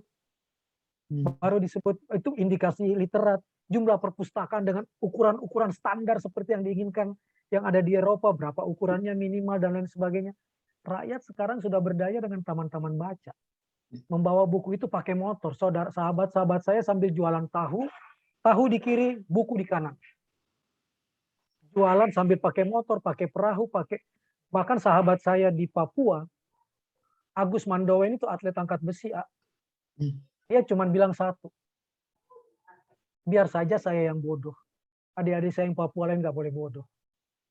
Sehingga yang dia lakukan, kalau sudah tidak ada pekerjaan mengangkat-ngangkat sebagai kuli di pasar, mengangkat-angkat jualan dan belanjaan orang, dia dengan nokennya membawa buku 30 kilo jalan kaki keliling masuk hutan untuk menemui anak-anak kecil. Gratis. Kita punya pahlawan-pahlawan luar biasa seperti ini di daerah. Selalu saya temukan orang-orang akar-akar rumput seperti ini yang nggak peduli untuk dibayar. Sahabat saya Neas Wanimbo di Wamena mengatakan cuma satu. Setiap anak berhak sekolah, termasuk anak Papua. Dan kenapa saya bahagia dengan buku? Sederhana, ada satu contoh yang saya pernah tes. Saya ke daerah-daerah, kita kan katanya beragama kan, semuanya di Indonesia ini kan negara yang penduduknya beragama. Tapi saya banyak sekali menemukan tidak kitab sucinya. Tidak punya Al-Quran, tidak punya Alkitab, dan lain sebagainya. Kalaupun ada satu, untuk 8 orang, Bapak, Ibu, dan anak. Sehingga kemudian saya mencoba men-test case dengan mengirim yang saya kemudian dihinai, dimaki-maki di Twitter itu. Saya juga mengirim Al-Quran ke daerah Muslim, saya mengirim juga Alkitab ke daerah non-Muslim kan. Itu aja saya sudah dianggap salah. Nggak apa-apa lah, yang penting saya tetap jalan. Apa yang terjadi hari ini? Sahabat-sahabat saya yang non-Muslim banyak yang menitipkan uang dan mengatakan, tolong belikan Al-Quran, kirimkan untuk saudara saya yang Muslim. Dan saudara saya yang Muslim mengatakan, titip uang untuk belikan Alkitab buat saudara-saudara yang non-Muslim. Jadi jangan lihat Indonesia di Twitter. Kita tuh binekanya luar biasa sebenarnya. Kita tuh binekanya luar biasa. Persoalannya cuma satu. Kadang-kadang kita takut untuk kelihatan berbeda. Sehingga kita tidak berani untuk memperlihatkan bahwa kita peduli pada saudara kita bukan karena agama, tapi karena sama-sama manusia. Yang punya hak untuk mendapatkan kitab sucinya misalnya. Saya mengirim ke Papua kemarin ke Ibu Sri Kurnawati karena namanya, bayangan, karena namanya Sri Kurnawati, saya pikir dia Islam. Ternyata dia non-Muslim. Jadi saya cuma kirim Alkitab. Saya bilang tolong bantu saya membagikan Alkitab ke saudara-saudara saya yang Kristen di sana.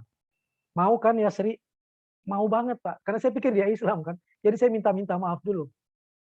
Tiba-tiba dia bilang, Kang Maman kirim dong juga jumlah Al-Quran dalam jumlah yang sama. Karena banyak saudara-saudara saya yang berbeda agamanya dengan saya. Saya kaget, loh agamanya Sri apa? Saya Kristen Katolik. Tapi tetangga saya banyak yang Islam yang tidak pegang Al-Quran. Saya kasihan lihat dia berebut satu Al-Quran. Saudara saya yang non-Muslim peduli sama saudaranya yang Muslim. Dan sebaliknya. Fenomena inilah yang membuat saya mengatakan saya nggak boleh berhenti untuk menyebarkan Al-Quran dan kitab suci ini. Dan alhamdulillah hampir tiap minggu, tiap bulan ada 200-250 Al-Quran sampai 500, 200 sampai 250 Alkitab yang terkirim di rumah yang kemudian saya kirim kembali ke daerah-daerah untuk mereka dapatkan. Dan lagi-lagi mereka seperti berlian melihat itu. Mereka langsung memosting dan memperlihatkan, alhamdulillah akhirnya kami memegang Al-Quran kami. Bayangkan, harga Al-Quran yang saya kirimkan itu 55.000. Tapi dia dengan luar biasa berjingkrak-jingkrak dan mengatakan terima kasih dan mencium-cium Al-Quran tersebut. Dan saya tanya, ini Al-Quran keberapa yang kamu punya? Ini anak SMA. Yang pertama, Kang. Loh yang sebelum-sebelumnya ya pinjam atau numpang di masjid untuk baca Al-Quran itu. Tapi nggak bisa dibawa pulang. Kira-kira itu fenomena yang terjadi sekarang. Terima kasih.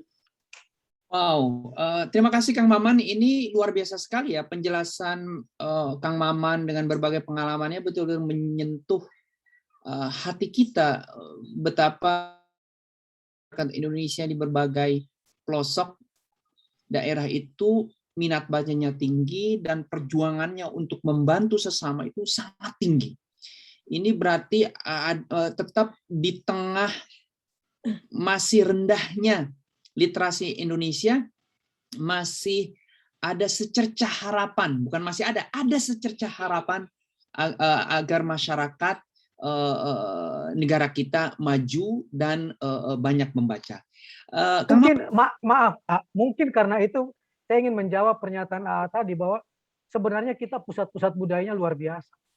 Ya. Kalau kita ke Palembang, ke Sriwijaya, menemukan artefak-artefak itu di depan kelas, di depan sekolah banyak batu-batu dengan tulisan-tulisan, ya. Patung-patung yang dipotong yang sudah seperti di Machu Picchu dan lain sebagainya.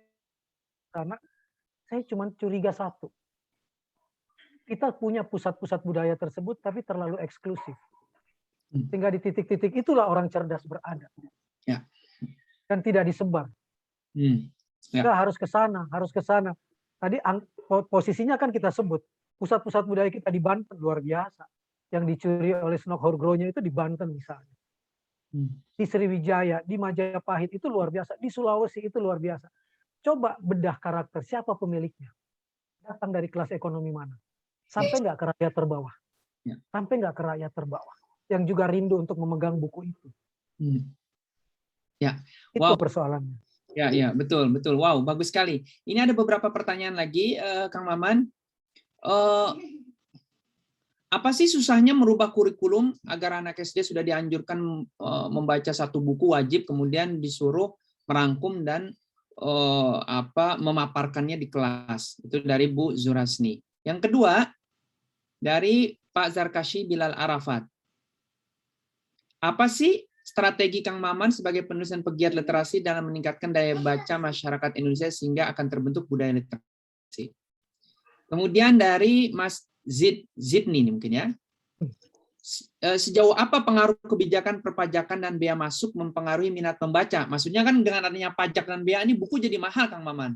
Ya, apakah nggak ada kebijakan untuk menghapuskan itu terhadap buku sehingga buku itu murah? Atau kalau di luar negeri, Kang Maman, itu ada yang namanya program buku, misalnya kayak seperti kalau di Prancis ada namanya Pour des Nuls, maksudnya untuk orang-orang yang tidak belum paham, ya, itu harga bukunya itu murah-murah, yaitu dalam koleksi namanya Ce que je sais, kalau nggak salah, apa Qu'est-ce que je sais, itu murah-murah. Atau waktu saya belajar di Mesir itu ada namanya program buku untuk rakyat, cuman 2 pound atau 1 pound dulu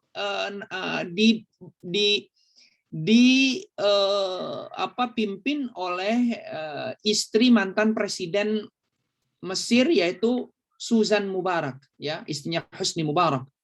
Jadi ada itu Al-Hay'ah Al-Misriyah li Kitab tahta siyadati Sayyidah Suzan Mubarak. Murah-murah. Sampai yang tebal-tebal itu saya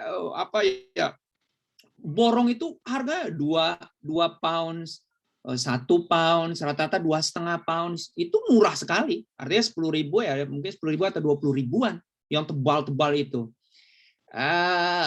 Itu bisa jadi contoh mungkin ya. Terus ya, pertanyaan kedua dari Mas Zidni mengenai royalti para penulis ya. Wah, tadi udah dijawab sudah Kang Maman, termasuk korbannya saya juga. Tapi ya itu harus punya keberanian dari pemerintah untuk menghukum dalam tanda kutip para pembajak itu. Kalau tidak ya gimana mau muncul para penulis-penulis yang dahsyat di Eropa itu, yang namanya hak cipta para penulis luar biasa, karena itu para penulis di Eropa itu bisa hidup dengan nulis. Bahkan 2 penulis itu kaya raya seperti penulis Harry Potter. Itu salah satu orang terkaya. Kemudian Dan Brown. Ya, para penulis itu sekali. Dan di Prancis itu Kang Maman, ya, setiap hari ada saja buku baru yang terbit, terutama dalam bidang kesusastraan. Dahsyat sekali. Kenapa? Bukan saja masyarakat Prancis yang gila baca, maaf, vulgarnya seperti itu kira-kira ya, gila baca, tetapi para penulis dilindungi, Kang Maman. Jadi mereka mau menulis dengan susah payah, dengan memeras otak mereka untuk menghasilkan karya yang bagus karena diapresiasi. Itu loh, dia apresiasi cari harga, dia dapat uang, dia apresiasi sebagai penulis, ada namanya prix, yaitu penghargaan-penghargaan. Nanti penghargaan itu mereka dapat uang besar, Kang Maman. Ya kayak Nobel, tapi Nobel ini tingkat yang terlalu besar. Tapi di Prancis itu ada prix atau penghargaan yang begitu banyak modelnya. Ketiga, dia diapresiasi juga oleh para pembacanya. Ini kan dahsyat. Ya. Baik, pertanyaan keempat ini dari Bu Lisa. Wah, ini panjang sekali, Kang Mbak bisa baca ya. Kira-kira strateginya, dia juga punya pengalaman pribadi, ini komunitas kecil, katanya ya bisa saling meminjam, saling berbagi, ya. Ya, terima kasih, Mbak Lis. Dari Peyem, terima kasih. Mbak Ima, terima kasih. Ya, ini perpustakaan harus diperbarui koleksinya ya. Pertanyaan terakhir komentar yaitu perpustakaan harus memperbarui koleksinya. Demikian Kang Maman, ada 4 komentar dan pertanyaan, silakan ditanggapi. Mangga. Baik, terima kasih. Saya selalu ditanya kalau bikin acara, kalau jadi narasumber, kan statusnya mau ditulis apa? Saya nulis kata saya cukup ditulis penulis, orang-orang bingung. Sehingga mereka minta tambah lagi dong satu atau dua lagi. Artinya kata penulis itu, profesi penulis itu belum gagah. Jadi harus penulis, pegiat literasi, atau alumni kriminologi, konsultan komunikasi, baru gagah tuh sebagai narasumber. Betapa image penulis itu belum seperti yang dibayangkan oleh AA seperti di luar negeri. Bahkan ada writers club yang sangat dihormati kan. Jangankan oleh rakyat, memang contohnya kita adalah pada pemerintah. Datanglah mengurus IKTP, mengurus KTP. Saya pernah datang dan cuma meminta, profesinya Kang Maman apa? Penulis. Bagaimana kalau kita tulis dan lain-lain? Tidak ada dalam kolom, Pak Kang Maman. Itu aja sudah sebuah contoh. Itu aja sudah sebuah contoh bagaimana apresiasi. Sehingga saya sampai sekarang, lihat aja di status saya, penulis hanya untuk meyakinkan orang bahwa saya bisa hidup dari menulis sebenarnya. Saya nggak ingin menghina perintah pertama Allah, Iqra, dan kemudian gunakan kalam kamu itu gitu. Tapi masih susah untuk itu. Jadi memang ini perjuangan yang tidak ringan untuk masuk ke situ. Buku untuk rakyat, rindu sekali saya itu terjadi. Yang ada sekarang memang yang sudah mulai murah dan anak-anak sekolah bisa dapat di sekolahnya adalah bahan ajar. Buku-buku pelajaran yang sudah karena dana BOS dan lain sebagainya mereka dapatkan dan murah. Tapi masih banyak buku-buku lain yang ada tambahan yang tetap harus ditanggung oleh anak-anak. Yang sampai saya kemarin harus datang ke daerah Wonogiri itu, meminta teman untuk menemani karena ada anak kecil yang naik sepeda dan berkeliling untuk jualan supaya bisa menambah uang buat beli buku di sekolahnya. Padahal udah dibilang sekolah gratis kan.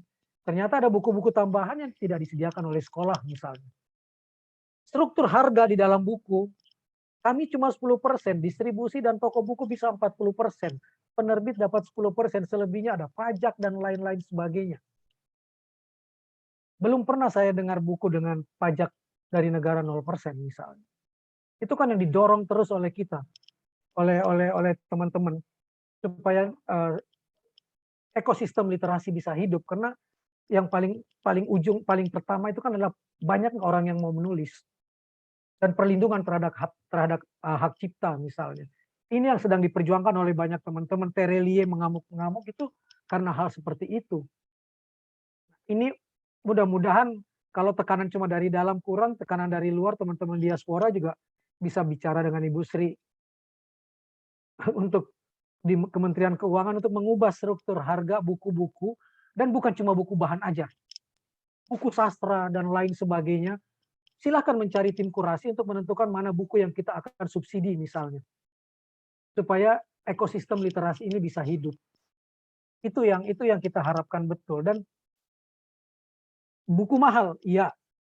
Seperti yang saya bilang, kita baru punya satu tuh, buku mahal, mendistribusikannya jauh lebih mahal.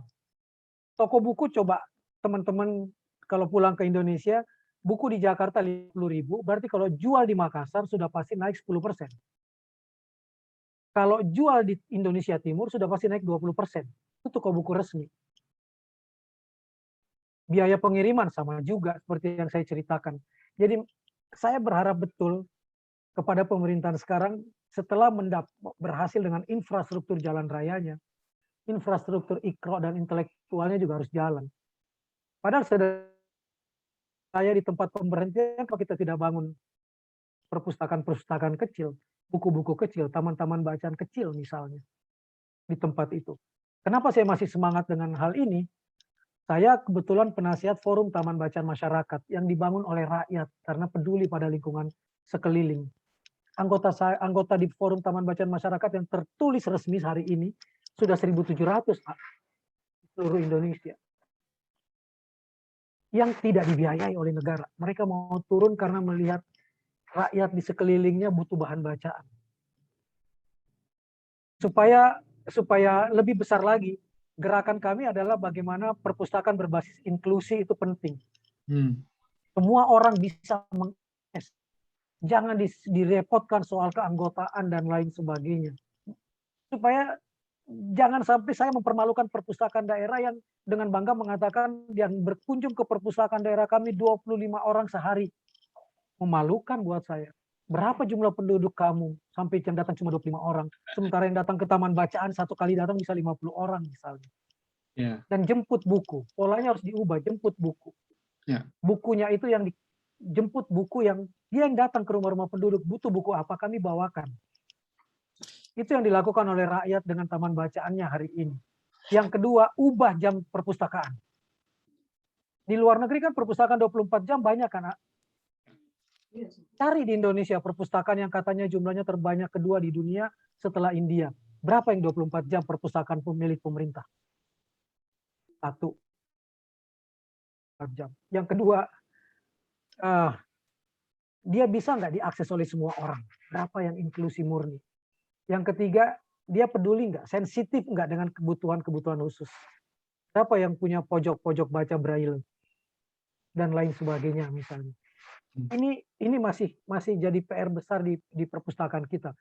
Sementara di luar negeri sekarang saya lihat ada tren perpustakaan yang bukan cuma sekedar baca tulis, tapi misalnya saya butuh narasumber khusus, orang-orang berkebutuhan khusus. Saya butuh narasumber narapidana, saya butuh narasumber orang mental health misalnya, yang mengalami gangguan kesehatan jiwa. Untuk berbicara dengan saya di perpustakaan itu supaya saya mendapatkan narasumber langsung. Itu kan sudah terjadi di luar negeri kan, kegiatan perpustakaan seperti itu. Langsung datang narasumbernya, atau mendatangkan penulis. Belum banyak perpustakaan kita sudah sampai ke tingkat tersebut. Sehingga saya adalah merdeka mengakses bahan pustaka. Dan buat saudara-saudara saya yang berpunya, gerakan saya cuma satu.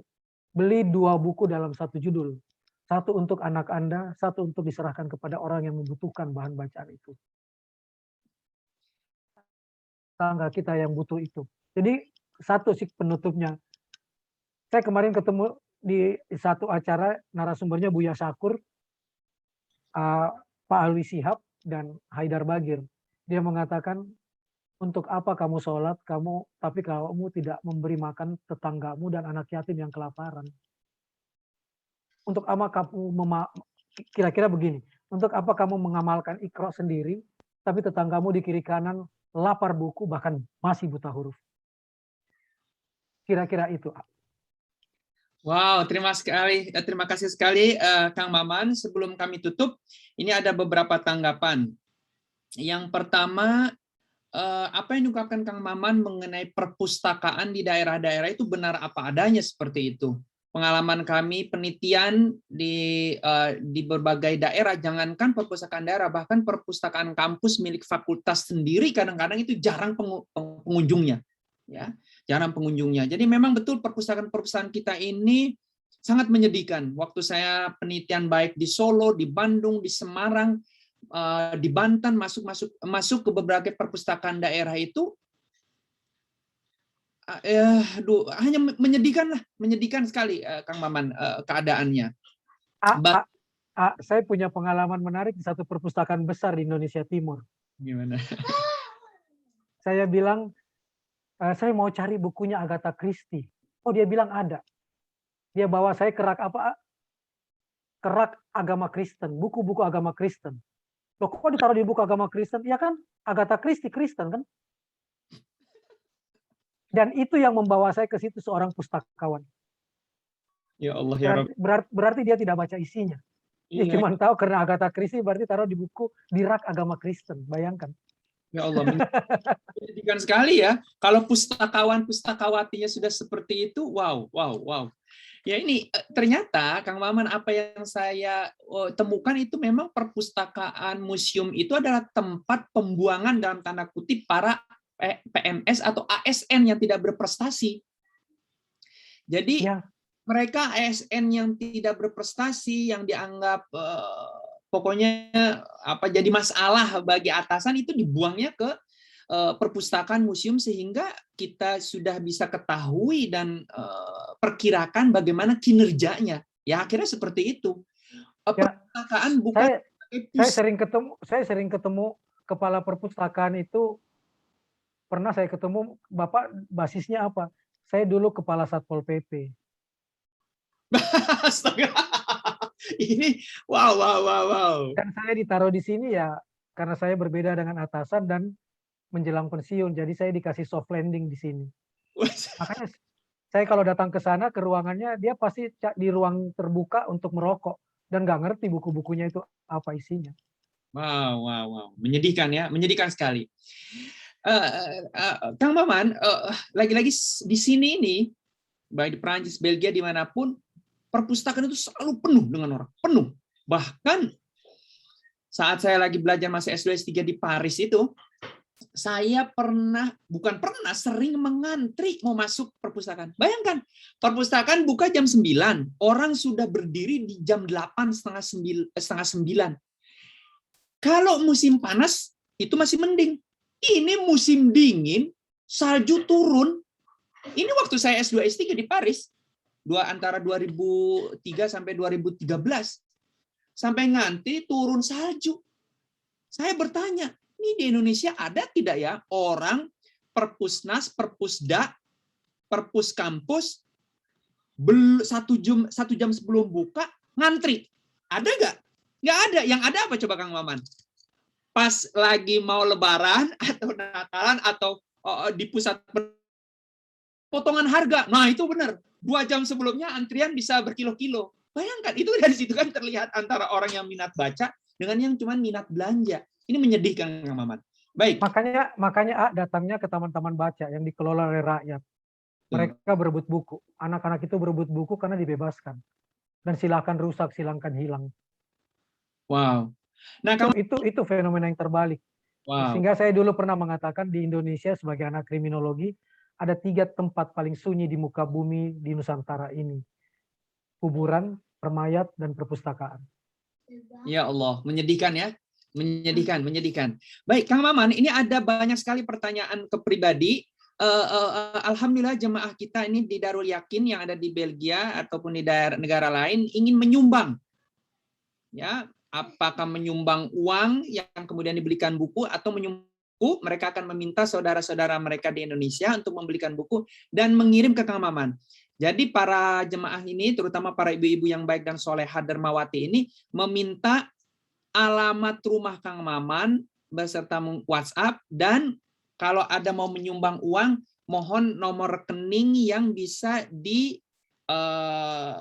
ditransfer. Ya, uang mereka mau mentransfer. Insya Allah, kalau seandainya satu jemaah saja 500 euro, waduh, alhamdulillah, amin. 500 euro berarti itu sekitar 10, kalau ada 10 orang, Masya Allah. Ya, mudah-mudahan. Ini kenapa Kang Maman penting sekali pengajian seperti Islam literasi, karena lagi-lagi orang Islam ini menganggap yang namanya ibadah itu baca Al-Quran, sholat duha, sholat tahajud, 5 waktu, rawatib, puasa Senin Kemis, atau mulbid. Tidak menganggap bahwa membaca, memberikan sumbangsih buku ke orang-orang itu bagian daripada ibadah. Ini dia. Nah, karena itu penting untuk membuka mata kita, dan terutama dari kami, bahwa membaca, memberikan sumbangan buku, memberikan rakyat yang kelaparan untuk membaca, ini bagian daripada ibadah yang akan memperbesar timbangan amal kita nanti di akhirat. Karena itu, mari kita mengajak semuanya, yuk jika ada kelebihan rezeki, mari infak sedekah buku ke Kang Maman, atau ke tetangga Anda, atau kemanapun. Demikian, Kang Maman, mungkin kalimat penutup dari Kang Maman dan himbauan, silahkan Kang Maman. Terima kasih banyak, saya terharu dengan hal ini, nanti saya akan sampaikan ke AA, dan seperti biasa, saya percaya betul orang Indonesia itu, hasil riset dunia pun mengatakan paling pemurah di muka bumi ini, cuma kadang-kadang tidak tahu harus kemana menyalurkannya, dan persoalan paling dasar selalu adalah soal transparansi, soal kejujuran untuk menyalurkannya, sehingga saya berharap betul izinkan saya, kalaupun itu nanti tersalurkan, saya secara transparan juga memperlihatkan ke media sosial, ini loh sudah sampai kemana, di mana, dan saya harus melaporkan itu ke Darul Yakin, supaya teman-teman juga yakin bahwa itu sampai ke saudara-saudara kita di daerah, karena ini persoalan di situ yang selalu juga membuat orang jadi malas untuk membantu. Dan saya akan kasih lihat gambar-gambar kebahagiaan mereka-mereka yang menerima kebaikan-kebaikan teman-teman semua. Kalaupun ada penutup, saya tutupnya dengan puisi yang saya dapat terinspirasi dari 2 orang. Terinspirasi dari Profesor Dr. Nadir Sahosen dan dari Ayang Utrisa. Ini tentang Iqra.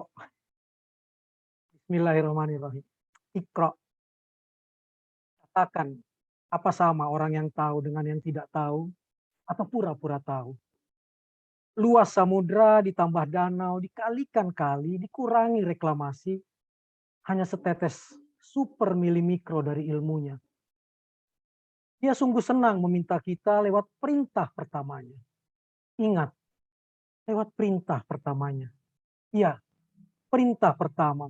Bukan sembahlah aku, bukan sembahyanglah, bukan berpuasalah untukku, apalagi berpuasalah, saling menaklukkanlah, saling mengkafirkanlah. Bukan, bukan itu. Dia meminta kita bacalah, bacalah, bacalah, ikro, ikro, ikro. 13 kali. 13 kali dia retoris bertanya. Afala ta'qilun. Apakah kamu tidak pakai akalmu? Afala yatadabbarun. Apakah kamu tak menelaah? Afala tatafakkarun. Apakah kalian tak berpikir? Apa sama orang yang tahu dengan yang tidak tahu? Atau yang pura-pura tahu? Katakan, sungguh yang berakal lah yang dapat menerima pelajaran. Telaah kitabnya sejenak, berhentilah di Az-Zumar ayat 9.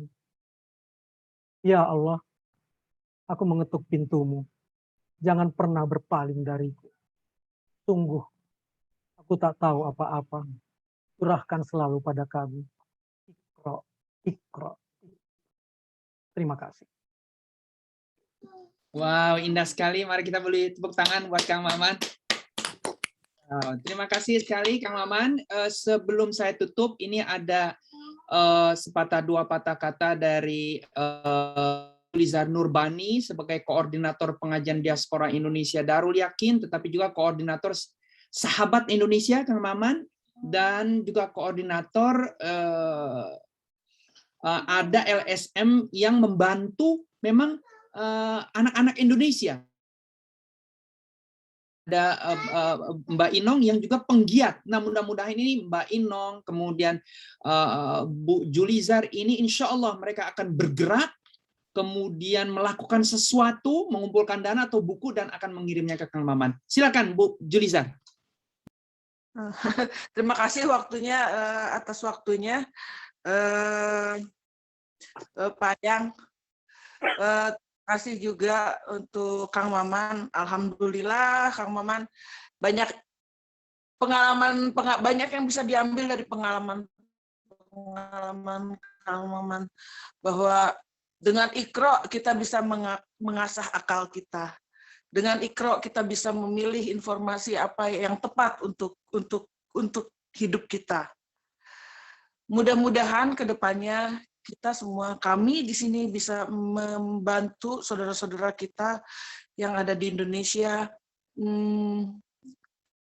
dengan cara mungkin salah satunya adalah mengumpulkan buku-buku atau kitab-kitab keagamaan yang diperlukan. Seperti yang dibilang bahwa sebagai umat beragama kita ini menyebarkan kebahagiaan untuk semua umat. Mudah-mudahan dengan menyebarkan kebahagiaan untuk semua umat juga memberikan kedamaian untuk kita semua. Mudah-mudahan di sini kita bisa membantu juga dengan menggalang dana atau menggalang dana yang mungkin juga bisa untuk teman-teman yang di sini menghubungi saudara-saudaranya yang ada di Indonesia untuk menyumbangkan buku-buku yang mungkin nanti bisa disalur oleh Kang Maman. Karena saya lihat Kang Maman sudah kemana-mana ya, sampai sedih gitu dengernya. Untuk Al-Quran aja mereka harus baca di luar, nggak bisa bawa ke rumah. Mudah-mudahan ke depannya ini bisa memperlancar apa yang Kang Maman impikan dan kita semua impikan. Dan satu lagi Kang Maman, jangan kapok kalau diundang jadi narasumber mungkin dengan topik yang lain. Ya, saya pikir segitu aja. Mudah-mudahan kita bisa ketemu lagi di kesempatan yang lain. Terima kasih Ariza. Assalamualaikum warahmatullahi wabarakatuh. Waalaikumsalam warahmatullahi wabarakatuh. Belum nyala suaranya. Mungkin ada terima kasih Bu. Ya, terima kasih Bu Julizar, dan mungkin ada tambahan dari Mbak Inong atau Bu Leli. Ini masing-masing punya LSM di sini, Kang Maman, yang bisa menjadi penggerak untuk membantu saudara-saudara kita di Indonesia yang membutuhkan buku. Ya, mudah-mudahan nanti di bawah koordinasi Bu Julizar dan teman-teman di sini, Mbak Inong, Bu Leli, ya, Bu Evi, Bu Parwati, semua ini ada sekitar 30 ibu-ibu, Kang Maman, yang hebring pokoknya lah. Oh, sangat baik, soleha, dermawati, insya Allah. Ini kalau 35 ibu-ibu turun tangan, selesai lah itu urusannya, Kang Maman, insya Allah. Ya, amin, amin, amin, amin, amin, insya Allah. Amin. Demikian, ibu-ibu semua, terima kasih Kang Maman atas waktu dan kesempatannya. Terima kasih semua ibu-ibu, bapak-bapak, keluarga sekalian, dan bapak ibu yang dari Indonesia yang saat ini menyaksikan kami. Terima kasih, mudah-mudahan dapat berjumpa dan bertemu kembali di acara yang sama, pengajian Darul Yakin. Insya Allah bulan depan, ya, insya Allah bulan depan ini temanya juga panas, ya, mengenai Islam dan perempuan. Wah, membincang isu-isu perempuan di dalam Islam dan masyarakat Muslim. Wah, Kang Maman tahu kita dihebohkan baru ini tentang A, B, C, tentang perempuan, ya. Maka kita akan membahas soal terkait isu-isu kekinian masalah perempuan baik di Indonesia maupun di Eropa. Seperti biasa, sebelum pengajian akan diadakan yasinan dan tahlilan yang akan dipimpin oleh Ustadz Kang Anton Abdul Fattah. Saya sekali lagi mengucapkan terima kasih untuk Kang Maman, Bu Julizar, Kang Anton, dan seluruh jemaah Darul Yakin yang tidak bisa disebutkan satu persatu, dan semua jemaah Zumiyun dan Zumiyat yang ada di Indonesia. Terima kasih. Mari kita tutup pengajian kita dengan bacaan hamdalah. Alhamdulillahirabbil alamin. Kita tutup dengan membaca surah Al-Asr. Bismillahirrahmanirrahim. Wal 'asri innal insana lafi khusrin illal ladzina amanu wa 'amilus solihati wa tawashaw bil haqqi wa tawashaw bis sabr. Lalu kita tutup dengan doa kafaratul majlis. Subhanakallahumma wa bihamdika asyhadu an la ilaha illa anta astaghfiruka wa atubu ilaik. Yang benar datang dari Allah dan Rasul-Nya, yang keliru karena kekhilafan dan kesalahan kami. Semoga semua kita sehat, bahagia, sejahtera. Sampai bertemu di pengajian yang akan datang. Sekali lagi terima kasih untuk semuanya, Kang Maman. Dan assalamualaikum warahmatullahi wabarakatuh. Waalaikumsalam Waalaikumsalam warahmatullahi warahmatullahi wabarakatuh. Terima kasih semuanya. Terima kasih semuanya. wabarakatuh. Terima kasih. Semua terima kasih.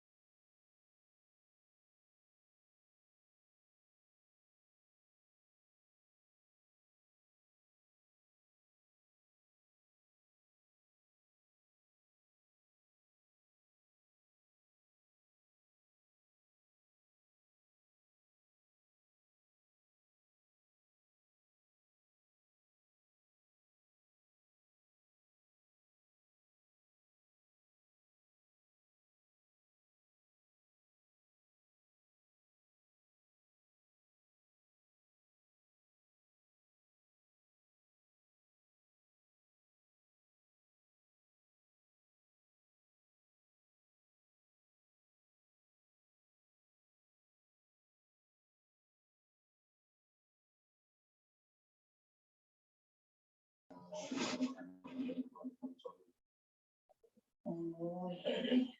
Nanti no, kok tumben kamu pulang cepat?